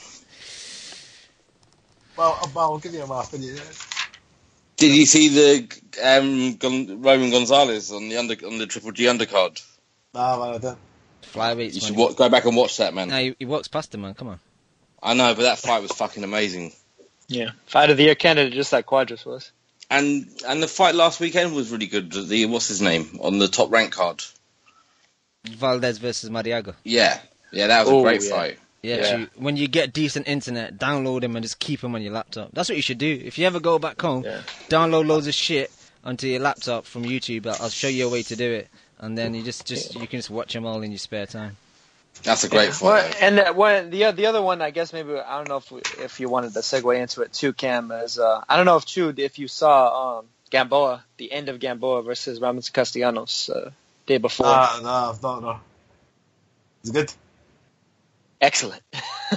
I mean, You enjoy it? it was fun to watch. I mean, it was kind of sad too because I've always been a fan of Gamboa's. But I mean, just watch it because I knew that this was going to happen to him. I knew that they picked the wrong opponent for him, and you know, I put everything together accordingly in order to do that. Reading to that what you will. Castellanos went in there and I mean, just overhand righted him to death right on the chin and detonated his ass. And Gamboa, I don't know if it's just that he retired on his stool or if he's retiring for good. If him, you know, just ending it like that is the way that he's going to end his career. I don't know if he probably needs the money though, so I could very well see him trying to cash out some more. But yeah, man, you know, and that's exactly the reason why I say that for people not to judge fighters just based off of box rep, because I knew going into this fight, you know, Castellanos upset Celestino Caballero years back. He upset Ronnie Rios. He upset Rocky Juarez. The guy is Mr. Upset. He was a fight away from getting a shot at Gary Russell until he wound up losing a Fight of the Year candidate to Oscar Escandón last year.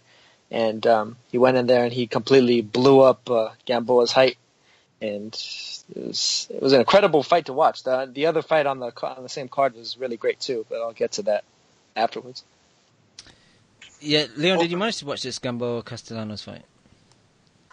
No, I didn't get a chance to watch that yet. I'll send you a link, but it was quite decent, man. I don't know, Gamboa, classic, hands were fast and all that, but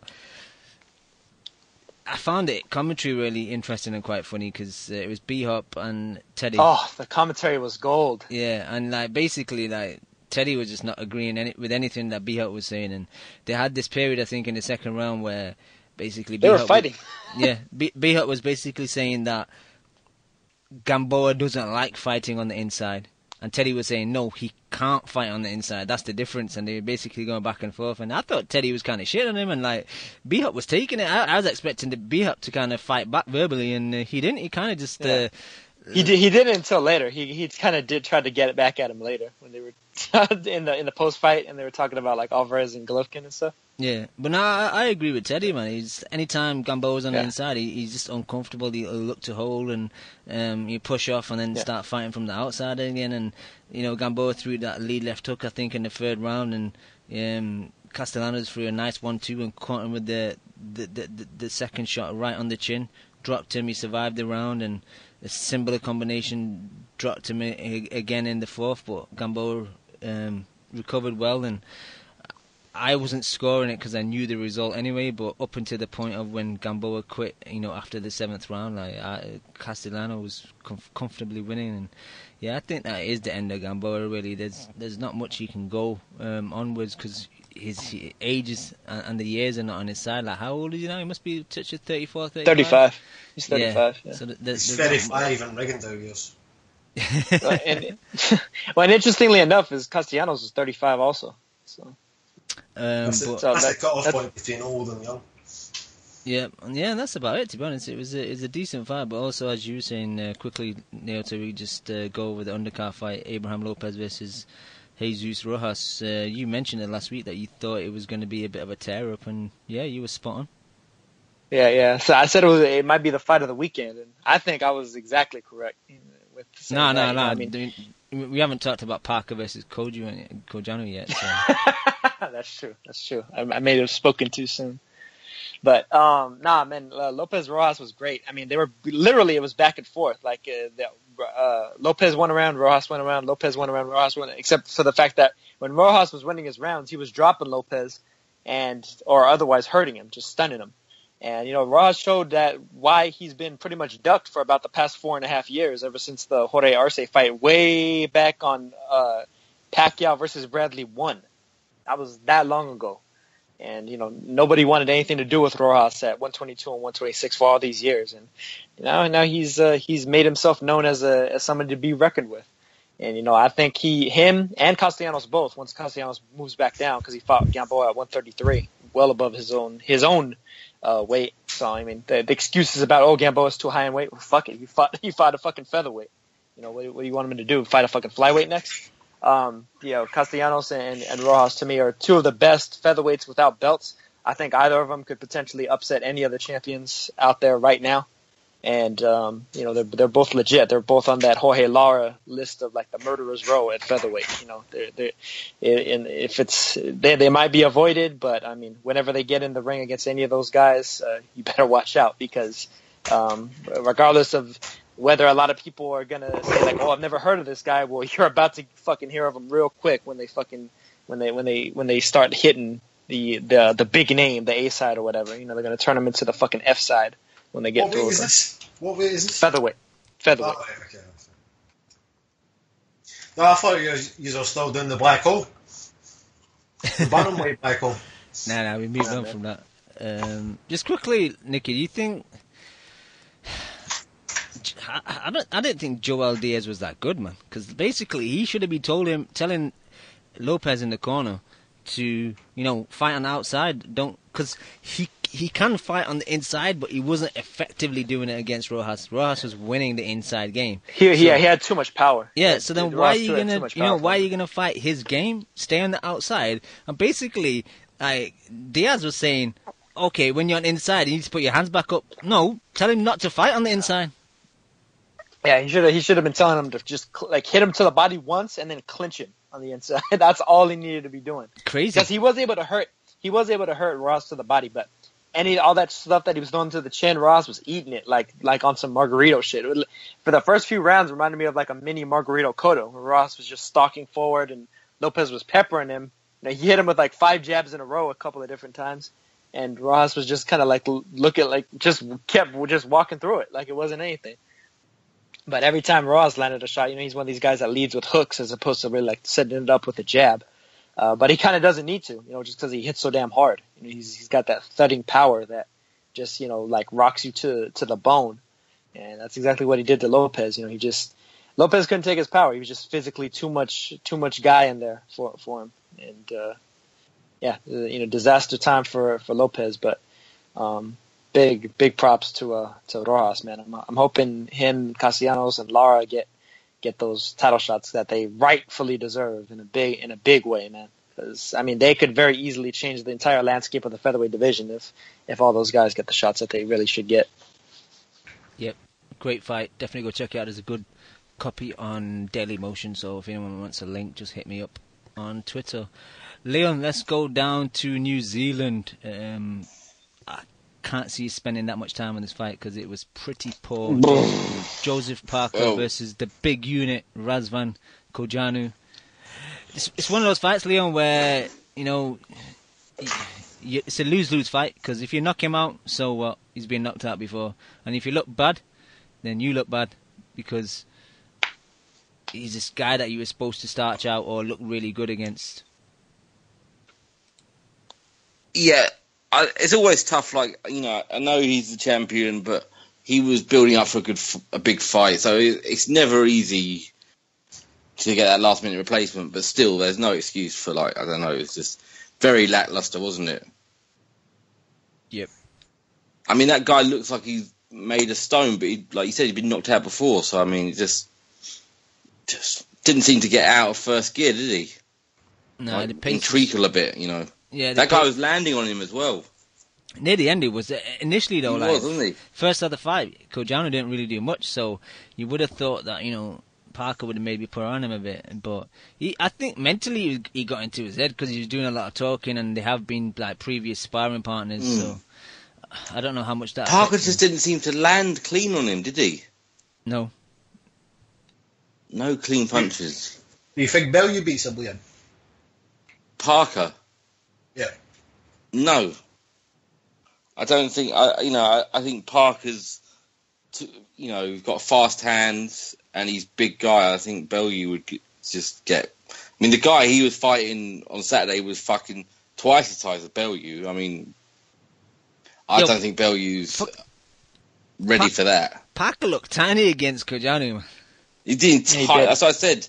I didn't realise it. I just thought, God, he just looks really small. But that guy was massive. Yeah. Yeah, they list that guy at 6'7.5". He might have been even taller than that, because I don't know. He looked like 4 or 5 inches taller than Parker did. He was a big unit, but it wasn't a good look, was it? It just didn't seem to be able to hurt him. No. Yeah, no, he didn't. Kojanu was laughing at him, clowning at him, and all kinds of shit. And it just looked really. He was like a big, old version of James Toney, just kind of going in there, making Parker look ugly, being real, real, very negative as the birth. Not trying to win, really not trying to win. And that's the difference. If you fight someone like Bellew, who's going to try and come and win the fight, I think it's a different. I think he gets to use his attributes with someone coming towards him. I think it'd be a bit easier for him. He's more a counter-puncher. Yeah, Parker doesn't have the type of offense to make a fighter be forced to fight when he doesn't want to. And, he's pretty good within kind of the realm of his own style, but he doesn't have that style to really completely apply to the opponent in order to make it like a real fun fight. He just has it in order to, win the rounds and everything. I think against Bellew, Bellew will be going there trying to get that championship. So, him putting the effort in will be what makes the fight interesting to watch. But now Parker versus Kojanu, to borrow a term from Leon, was fucking AIDS to watch. I was laughing for a half an hour after the fight because I couldn't believe I had stayed up all that time to fucking watch the damn thing. And welcome to our world. Yeah, 3 in the morning for that shit. It was pretty terrible. It was pretty terrible. I couldn't fall asleep after that shit too because I had been like all Nightmares. amped up for whatever reason. Yep, you were having nightmares about how awful the fight was. Yeah, that's the thing. I even said it on Twitter. Like I was having like PTSD flashbacks of like the Chris Bird, John Ruiz, fucking Nikolai Valuev era of heavyweight boxing because that's what that shit reminded me of. Like Joseph Parker is like that level of fighter, and that's not to say that those guys weren't good fighters, but they were fucking terrible to watch. Absolutely, dreadful, to borrow another phrase that Leon uses all the damn time. It's just really, it was really bad. dreadful, though, wasn't it? Really bad. But if the Bellew fight does happen, that could be really fun. Yeah, I mean, that's the right cut. That's the right type of style matchup. That's the exact right type of style matchup. I mean, and I even said it afterwards too, though. But outside of like Bellew, though, the only other action fights I think we're going to see Parker in is when he gets completely detonated and destroyed by one of like the best of fighters in the division. I think Bellew would beat Parker. I know Parker's bigger, but he's got a shaky gas tank. I think Bellew's slick enough to make it go in the later rounds. I fucking hate Bellew, man. If he beats Parker, but we can't judge. Champion. Yeah, I know it'd be the end of the world, Cam. Yeah. But we can't judge him off what he did against David Hay. I don't care what he's. It's a legitimate win, yes, because it is. On paper it is, but let's be honest. And also, Leon, I'm kind of giving slight pass to Parker as well. Like to your point about change of opponent and all. It shouldn't make it at that level. It shouldn't make too much of a difference. But I think also when you fight a sparring partner, it's a bad luck because you've fought them so often. You don't go into that type of mentality as a fresh guy. So maybe I'll give him a pass and see how he looks in his next fight, because he kind of runs hot and cold. Like sometimes, like he struggled a bit against Ruiz, and there were parts in the fight against Carlos Takam he struggled. So, but he also looks decent at times. So I kind of want to give him a pass for this fight. Yeah, I think it goes to what Nell said. I think if you want to survive against Parker, you probably can, but you lose the fight. So I think I think bad opponents for him will make him look bad. But I think someone who comes to him, it's going to be fun. He's either getting out of there or he's going to hurt. He's got enough about him to hurt those guys. So you'd want to see him in fighting the best guys. That's the only thing that will make him exciting. Yep. I think after his last few performances, I think everybody's looking at Parker as if he's the weakest belt holder at that division. Yeah. So everybody's going to want to fight him. Everybody's going to call him out. No, I think a lot of people are thinking that way too. Exactly. Yeah. But if Tony Bellew's not won you guys round after his magnificence.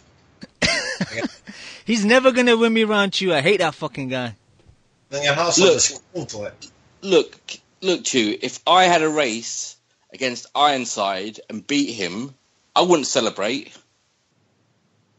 Should. A win's a win. So, the man was fucking crippled in there.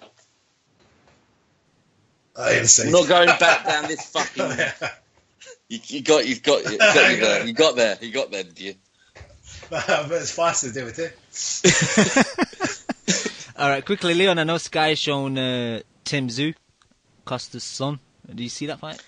No, I did not see it. I just tuned in to the new system, which is working fantastic, Cam, and just caught the main fight. No problem. Leon, I know you said he was looking nasty with it, to quote yourself. Yeah, he was, just like his pops, he has that power, both hands, especially the right, and I mean he took care of his men, he got him out of there. It looks like they're moving him pretty steadily, like fairly quickly actually too, in terms of fighting guys with running records. I'm not sure how like the overall level of quality of some of these fighters, but considering the connections that they already have promotionally speaking. I think Tim Tszyu might be able to do some things in the sport of boxing. That'd be interesting. I'll be fight Shane Mosley's son, so we can finally see Mosley Tszyu. That won't end well for Shane's son. Yeah, it's the first time I think I've seen him properly, and he's very heavy-handed. That both punches, but especially the right, was making like a very thudding sound over the TV, man. And his opponent, what was his Sari, man? He took some he took some flush right hands to the head, especially the one that it made him kind of quit. He kind of like bundled over a bit and just basically give him a free shot. He took the free shot and then he went down and the ref stopped it, which is good, man, because he was taking some heavy shots. But yeah, he looks good. I think he probably campaigned at 154 because I think his opponent was just over 160 and Zoo came in at 157, so it probably makes sense that he'd probably take a bit more off and campaign at 154. So yeah, good prospect for the future. Quickly again, Naoto, Redcatch and Mendes on Tuesday. I thought Mendes was pretty shot, man, but he showed me that he's still got some life left in him. Yeah, same here. Yeah, I thought Redcatch was gonna beat him also. Mendes was able to just be a little bit too slick for Redcatch. Was able to counter him really nicely. Redcatch was just a bit too basic in there for him. I mean, it was a close fight, legitimately. The split decision is a solid decision in terms of the way that the judges had it. But yeah, man, Mendes managed to, I guess, get that last bit of life back in him to keep himself in the running potentially for some sort of title or something in the future. But he had him, for Redcatch, it looks like it's done. Yeah, like Mendes had ambition to him. Like he'd try and like counter, and then he'd come forward and throw like shots that I've not seen him do in like a while, man. A good couple of years where he's shown a bit of ambition. Like especially like against Campbell, he had that good start. He dropped Campbell and just switched off. Like if he would have fought this fight against Campbell, I think he'd probably beat Campbell.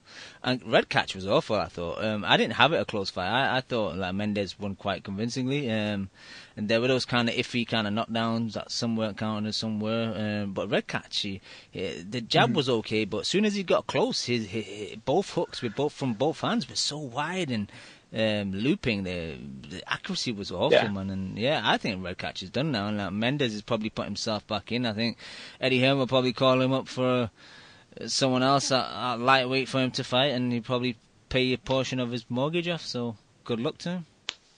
Yeah, possibly. I mean, I don't know. Maybe it looked a little bit too dangerous here against Redcatch, but I guess it maybe depends on the opponent. Yep. Okay, what else have we got? Chew, I'll go back to you. You've probably not seen it, but did you see the Liam Smith fight? The reason I'm asking is because Warren announced this week that the rematch is on. Not give a date yet, but they are going to fight a second time, which is a good look because the first fight was really entertaining. It's fights like these that make Box Nation upgrade their studio. I've noticed they've upgraded their studio since I've been away. No more cardboard. It went from like the BBC covered to like a big blue kind of half high tech setup they've got there. I'm very impressed. They're clearly going in the right direction. No, I didn't see the fight, but I wish I did because Liam Smith, he's blockbuster. Leon, good news about the rematch being announced? Yeah, fantastic news, because I think, we all want to see it again, and hopefully the fight goes the way it was going last time without the cut, because it looked like it was going to be a really, really good fight. I think Liam Smith was coming back into it, and I think it could have been really good fun. So let's just hope that it happens all over again, I think Liam will come out more positive, because I think he's got a point to prove. Which one? Smith will come out more positive because I think he's got a point to prove, and I think that could get him in some trouble. Yeah, I'm on the Williams bandwagon now. Like I was a big fan of Smith for a long time. Like, even though his family are not the greatest representatives of boxing when it comes to outside the ring, anyway. But his attitude afterwards, and he was like, "Well, I was gonna go and stop him," and blah blah blah. And that headbutt was so obvious. He was lucky to get away with it. Without getting disqualified, and yeah, just his whole attitude afterwards and his performance on the night as well. He was pretty Williams was so good that fight. I need to go back and rewatch it, man, because it was probably one of my favourite fights of the year so far. But yeah, I'm glad the rematch is on. If it's in Manchester, I'll probably try and go. Yeah, I think I'll try and come for this one. But you got to give people, do you give Smith credit for taking the fight, or did he have nowhere else to go? Really, I think he had to, because I think he had to. So he gets some credit. I'm glad he got it done. That's a positive. It is indeed for the Smiths. Yep. Do you guys got any news you want to talk about? It was quite quiet. Obviously, the whole weekend was built upon Chavez and Canelo, and then obviously the announcement of Golovkin versus Canelo. So news-wise, I didn't really see much this week, unless you guys got anything you want to talk about. No, I didn't see much this week. Like I said, it's all gone a bit. It's already gone, isn't it? Like, it's going to be madness, the build-up to this fight. Yeah, like, you know, Bill, our friend from Yeah. New Zealand, he put a great tweet out. Basically, he's going to have who do you think is going to win, Golovkin or Canelo, polls on Twitter for the next 4 months. That's all it's going to be now, and it's just going to be Golovkin nut huggers arguing with Canelo nut huggers for 4 months. So basically, just retire Twitter for 3 months. AIDS, pure AIDS. Yeah. I thrive in these situations, Cam. Oh, you know what I'm missing? I'm missing your GIF game, The man. memes. Like, your GIF game at one point was also awesome, man. But you kind of like let off the pedal for a while. Yeah, no, that Triple G, that world, that's a dangerous, dark world. You don't want to get involved in that. It's too people get too upset, too obsessed with that stuff. It's best to stay clear. Yeah, just troll Billy Joe Saunders for being a big fat mess. That's what I need to focus on. Yeah. Neo, so you got anything you want to talk about? Nothing particularly. I'm looking for something. I guess there's that Ward Kovalev thing. It just seems like he's just fucking up to his old games again, doesn't it? It's just it doesn't interest me petty at shit, all. really. Yeah, I don't care, man. It's typical, typical shit that we've seen before from both of them.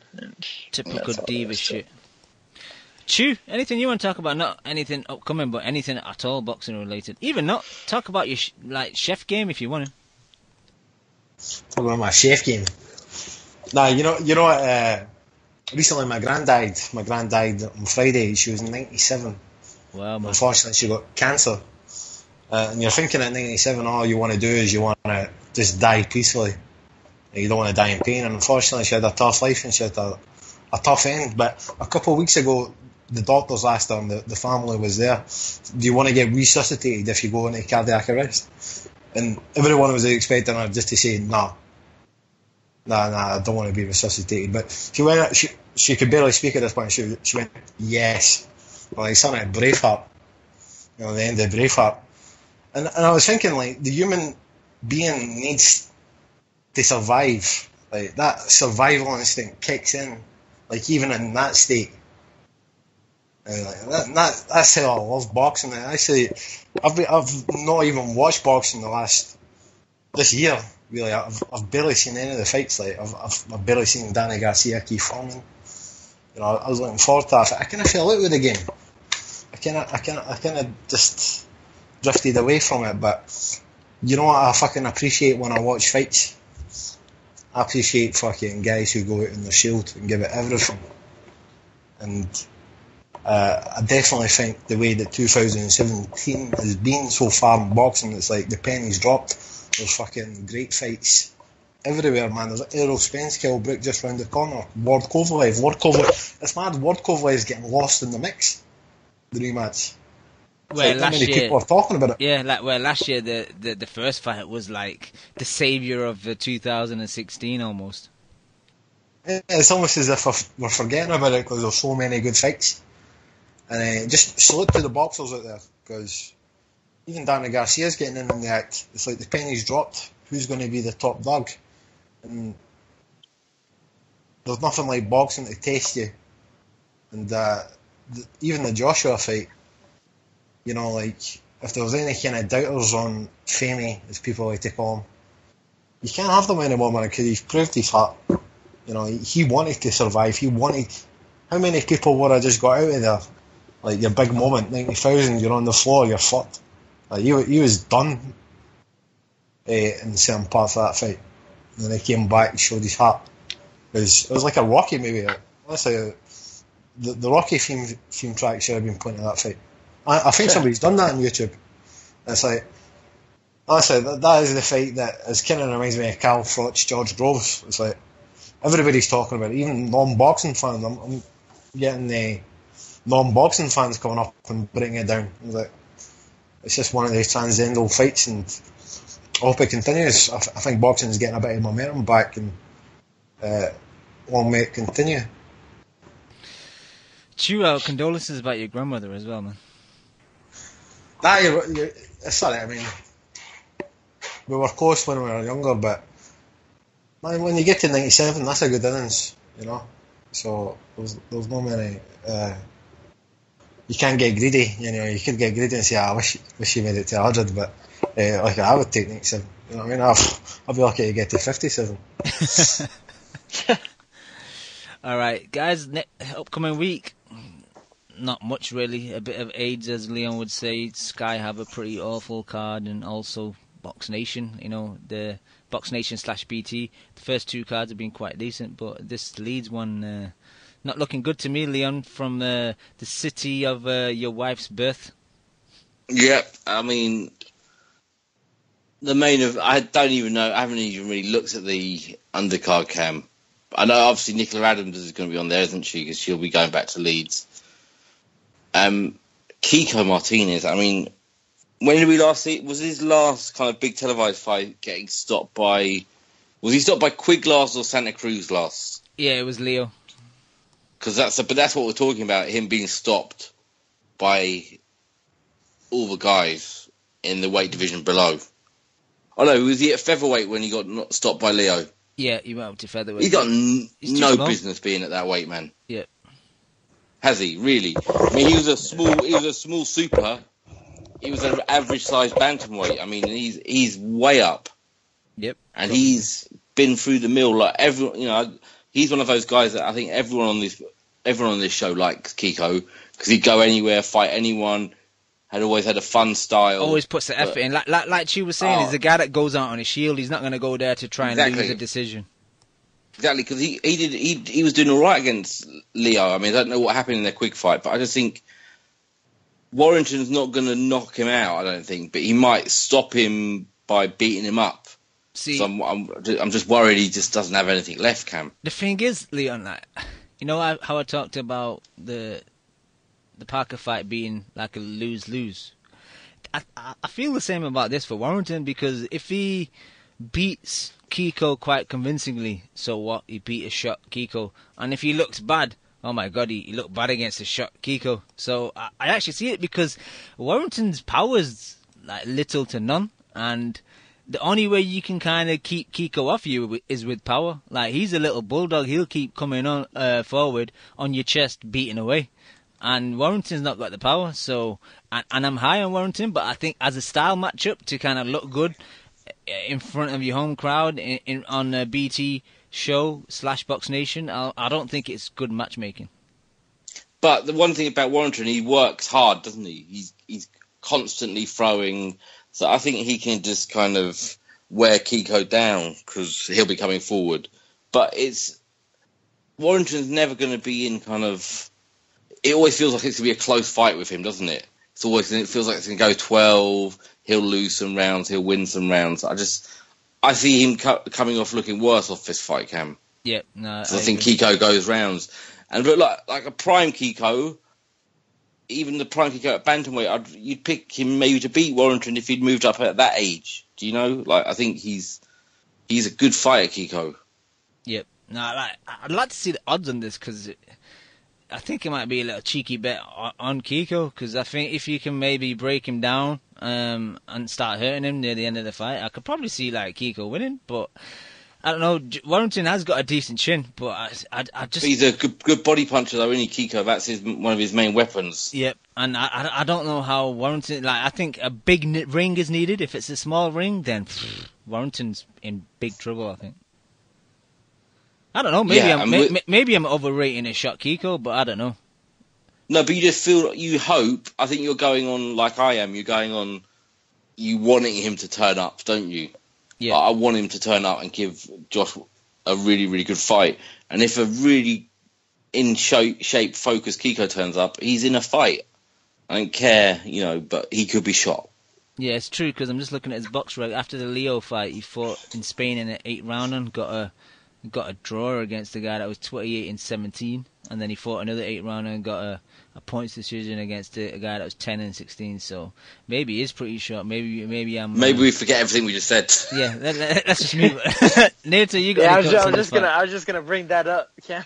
Exactly what you just said. Yeah, maybe we just talked shit for 10 minutes, or maybe we're right, Leon. We just like him. That's what it is. Yeah. No, I mean, I like it. I like him too. You know, he's a fun fighter to watch and everything. But I think they're clearly bringing him in for Warrington to get a name off him. Yeah. But go ahead, you.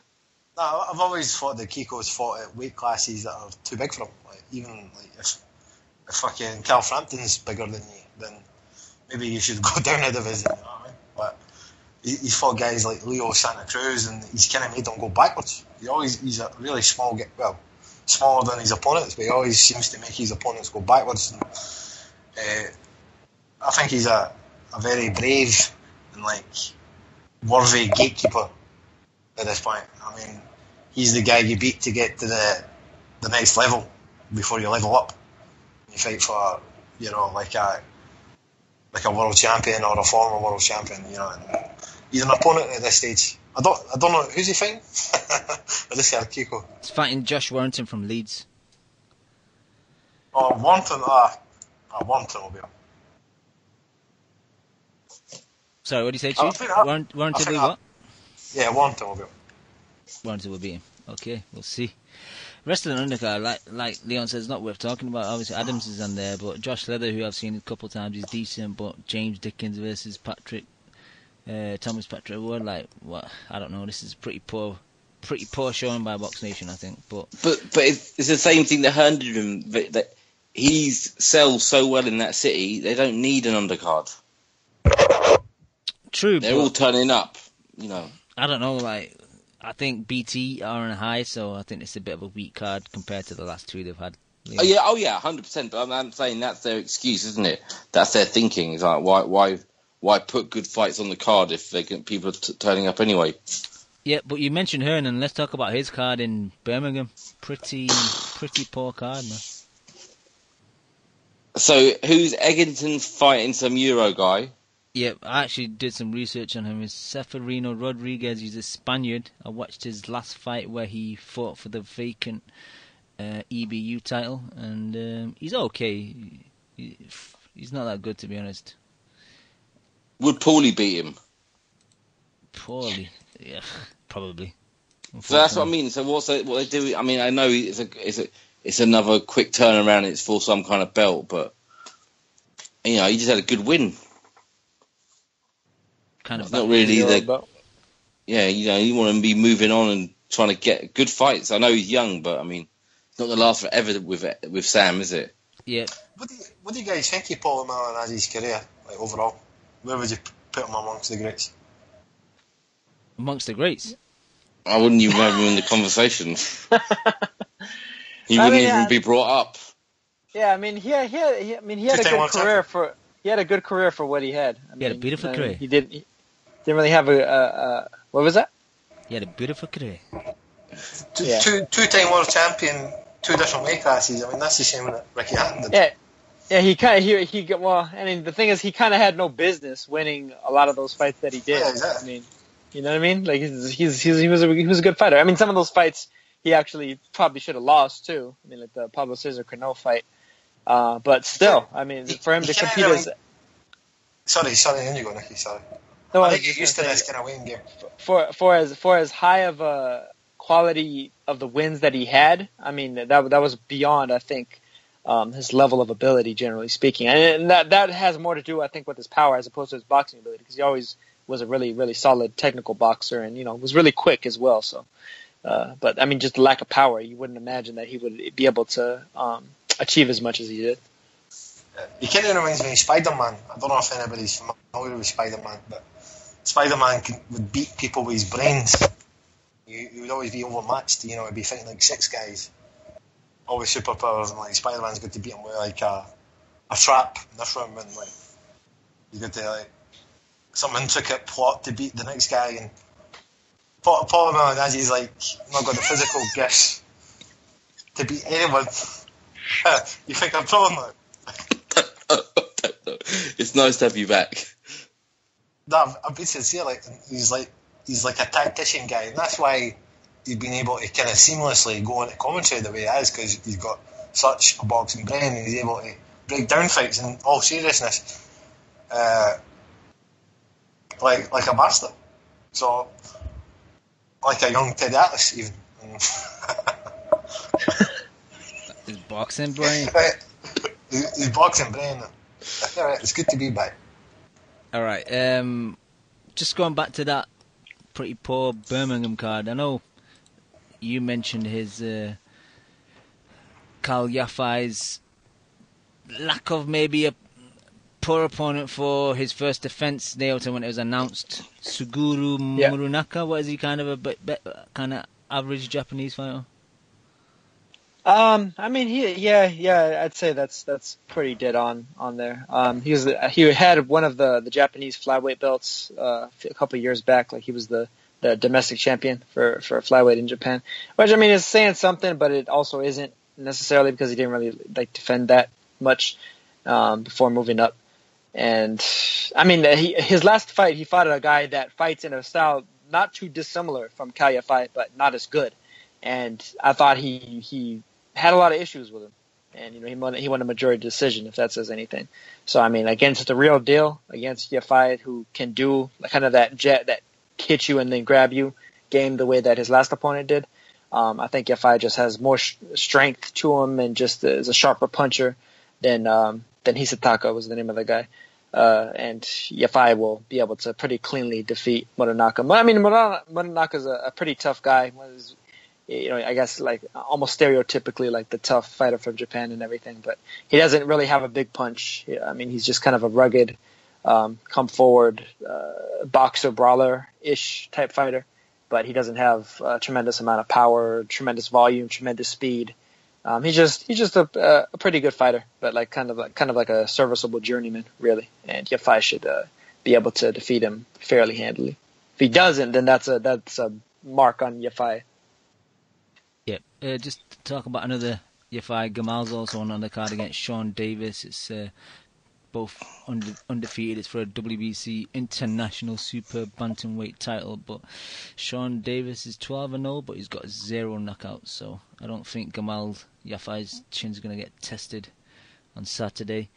Just going back to that Eggington fight, I did catch a bit of Rodriguez, like I said earlier, and yeah, he's pretty straight up, orthodox, wide stance, low left hand, leans in a bit with his punches. He likes to fight on the outside, like he's not that comfortable on the inside, so if it's a smallish ring, and then I think Eggington's pressure and his output should be able to maybe stop Rodriguez late. Like Rodriguez got dropped in that fight I mentioned earlier when he won the vacant title in the last round against a guy who's not really a puncher either. So he was hurt and then dropped also. So I think Eggington should win quite convincingly.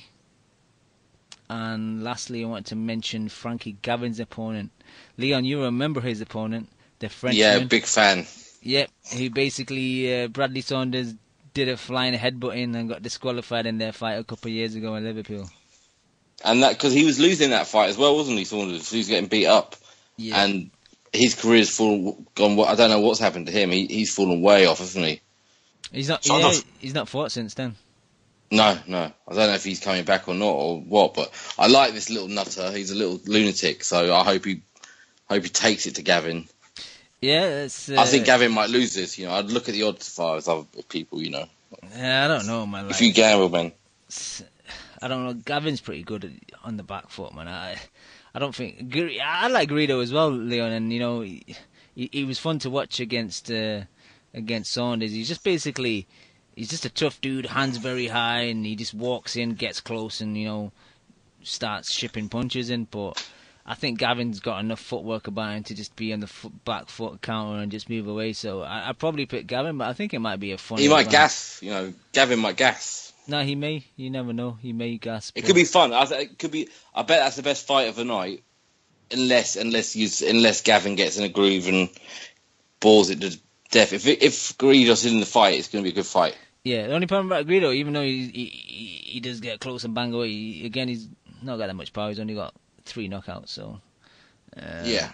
And you don't need much power, Frankie, though, do you? I think it's like Frankie, the way Eggington targeted the body. Like if Garrido can do that, and just body shots and try and break him down, then you never know. Yeah, exactly. But exactly. I agree with you. I think it'll probably be the funnest fight of the Birmingham Sky card. So Yeah, absolutely. I forgot this card was even on, you know. It's a shame, and again, Sky going up against BT and Box Nation at the same time doesn't make sense. You know, split the cards, then you're gonna get more viewing figures. So it's a shame. You'd think this would be perfect for a Friday night. This card, Yeah, have it on a Friday evening. or even I disagree. Wow, what's up, Chi? Why do you disagree? I think boxing should be all on at the same time. It's kind of like the wrestling back in the 90s, you know, they'll compete against each other to get a product. No, but true, like boxing's a dying, it's a dying sport out there, so it needs as much coverage as it can get. Friday Night Wars, we're all going to watch it on YouTube later anyway. So, whatever it's on, everybody's got like Sky Plus or a DVR or whatever you guys got in America. You know, everybody can record it and watch it at a later date. I want to be like flipping the channel and see what Steve Bunce is saying, and then She wants like Monday Nitro versus WWF Raw and shit. Raw's War. We'll get like Johnny Nelson and we did the Box Nation set, you know, just Yeah, like they're gonna announce the results of the other show on that show. Over on the other network, so and so just knocked out in a terrible fight. That's the way boxing's going anyway. I mean, look at ChavezJr. Canelo. It was like a showcase. It was like the whole ring should have just been like a bow, like on a box, like a present. Like, have this fucking payday. Get me to September. That's the way the name of that card should have been. Quickly now to Jose Argumendo's rescheduled fight with Gabriel Mendoza. Is it this Saturday? Hopefully anyway. I mean, hopefully it doesn't get rescheduled again, because that last time it was at the very last minute. It was really weird. But I mean, if it does wind up coming on, I think Golden Boy may wind up streaming it on their YouTube channel, because they did for his last fight, and he's managed by Canelo and the Reynosos, you know, Chepo and Eddie. So, Gabriel Mendoza is an okay opponent for him. You know, just kind of like one of these IBF, not mandatories, but like top tier fighters. And Argumendo's going to handle him. I think Argumendo's, to me, I think probably the best in terms of ability fighter at minimum weight, at strawweight. And I'm not sure if he'll ever get on any of the Canelo cards, but considering he has the connection, he may at some point. But I think he handles Mendoza. If Canelo beats Triple G, like Chepo is going to be vindicated. We're all going to have to humbly apologise for all the ridicule that we gave Chepo and the Reynosos over the years on the Box Coalition. I think they probably already do that, you know. Really, we didn't do that. We were praising his barbecue skills. So what are you talking about, you? He's saying, yeah. Nah, but really, what they've crafted is a gem. They've crafted it. Where's he from? Guadalajara. Guadalajara is molded it. Breaking up, Chew. Molded it out of Guatemala steel. You're broken up, Chew. That's it. No, he's not going away. He's not Neota. I can hear him clearly. But yeah, do you think that, Chew? Like, I think he was a special. I think he would have been as good as he is, if not better with anyone, to be honest. I don't think it was really them. I think sometimes a guy's just naturally gifted and he works hard enough where, you know, he's made himself. I think most trainers would love to have Canelo, because I don't think they would have to teach him much. Like Ward kind of style. Or Joe Calzaghe. Yeah, Joe Calzaghe, that kind of thing. Yep. But anyway, yeah, you're probably right. You guys got anything else you want to talk about? Nah, man. That's it. There's no big US cards. No, there isn't. And I was looking at the schedule. Basically, the weekend of the 20th, the one with the Liam's Javante fight, Leon. That weekend fucking incredible. It's ridiculous. It's like basically there's no other time in my life to do anything else, because basically there's so much boxing that weekend. Really? What? So what? Am I going back in this boxing when I get home? Basically, there's gonna be like a dozen fights that are like world championship level on that weekend. Yeah, so let's just go through it. So you got obviously Crawford versus Felix Diaz, which is a good fight. Fuck, yeah. And the undercard is Shakur Stevenson's on there, Beltran's on there. And then Beltran Marcelo's a good fight. Beltran's going to knock him out, though. at the same time, on Showtime, you got Gary Russell versus Escondon, Uzukatsi, whoever you pronounce the name, against Andre Durrell. Barthelomew's on there against Relic, who's fought. That's a good. Good. Fought Ricky Burns. And then obviously on Showtime earlier in the day, the one we're attending, Javante Davis versus Liam Walsh, and the undercard's not too bad either. Yeah. And then in Texas on PBC on Fox Sports, you've got David Benavidez versus Porky Medina, which I think is a really good fight. And Jorge That's a good fight, yeah. Yep. And then in Tokyo, you got Endam versus Murata, and a decent undercard. And then on the Sunday, you got a good card in Tokyo with Nayo Inoue, and Yagashi's fighting on that as well. So flipping it, that weekend is crazy. That's YouTube galore, isn't it? That's finding links night.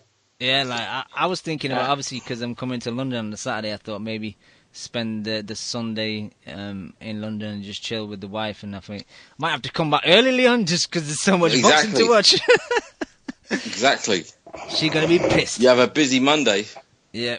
Basically, I'm just going to watch the good fights. I think that's a weekend where I can't watch everything. I'm just going to have to pick and choose the best. I say, Naota, what were the good fights to watch? The only problem is when you ask Naota what were the good fights to watch, he fucking lists all of them, even though if they weren't that good. He's like, yeah, that was okay, watch that. Well, I mean, in terms of live, I'm not, all the fights in Japan, to me, are pretty legit. Outside of, actually, Inoue is probably the weakest one, because I think his opponent is just overmatched. But all the other ones I think are really, really solid. Actually, Ganigan Lopez should probably be able to handle Kenshiro too. But I mean, Chiritos Hernandez is fighting a guy with nothing but knockouts, 12-0, 12 knockouts.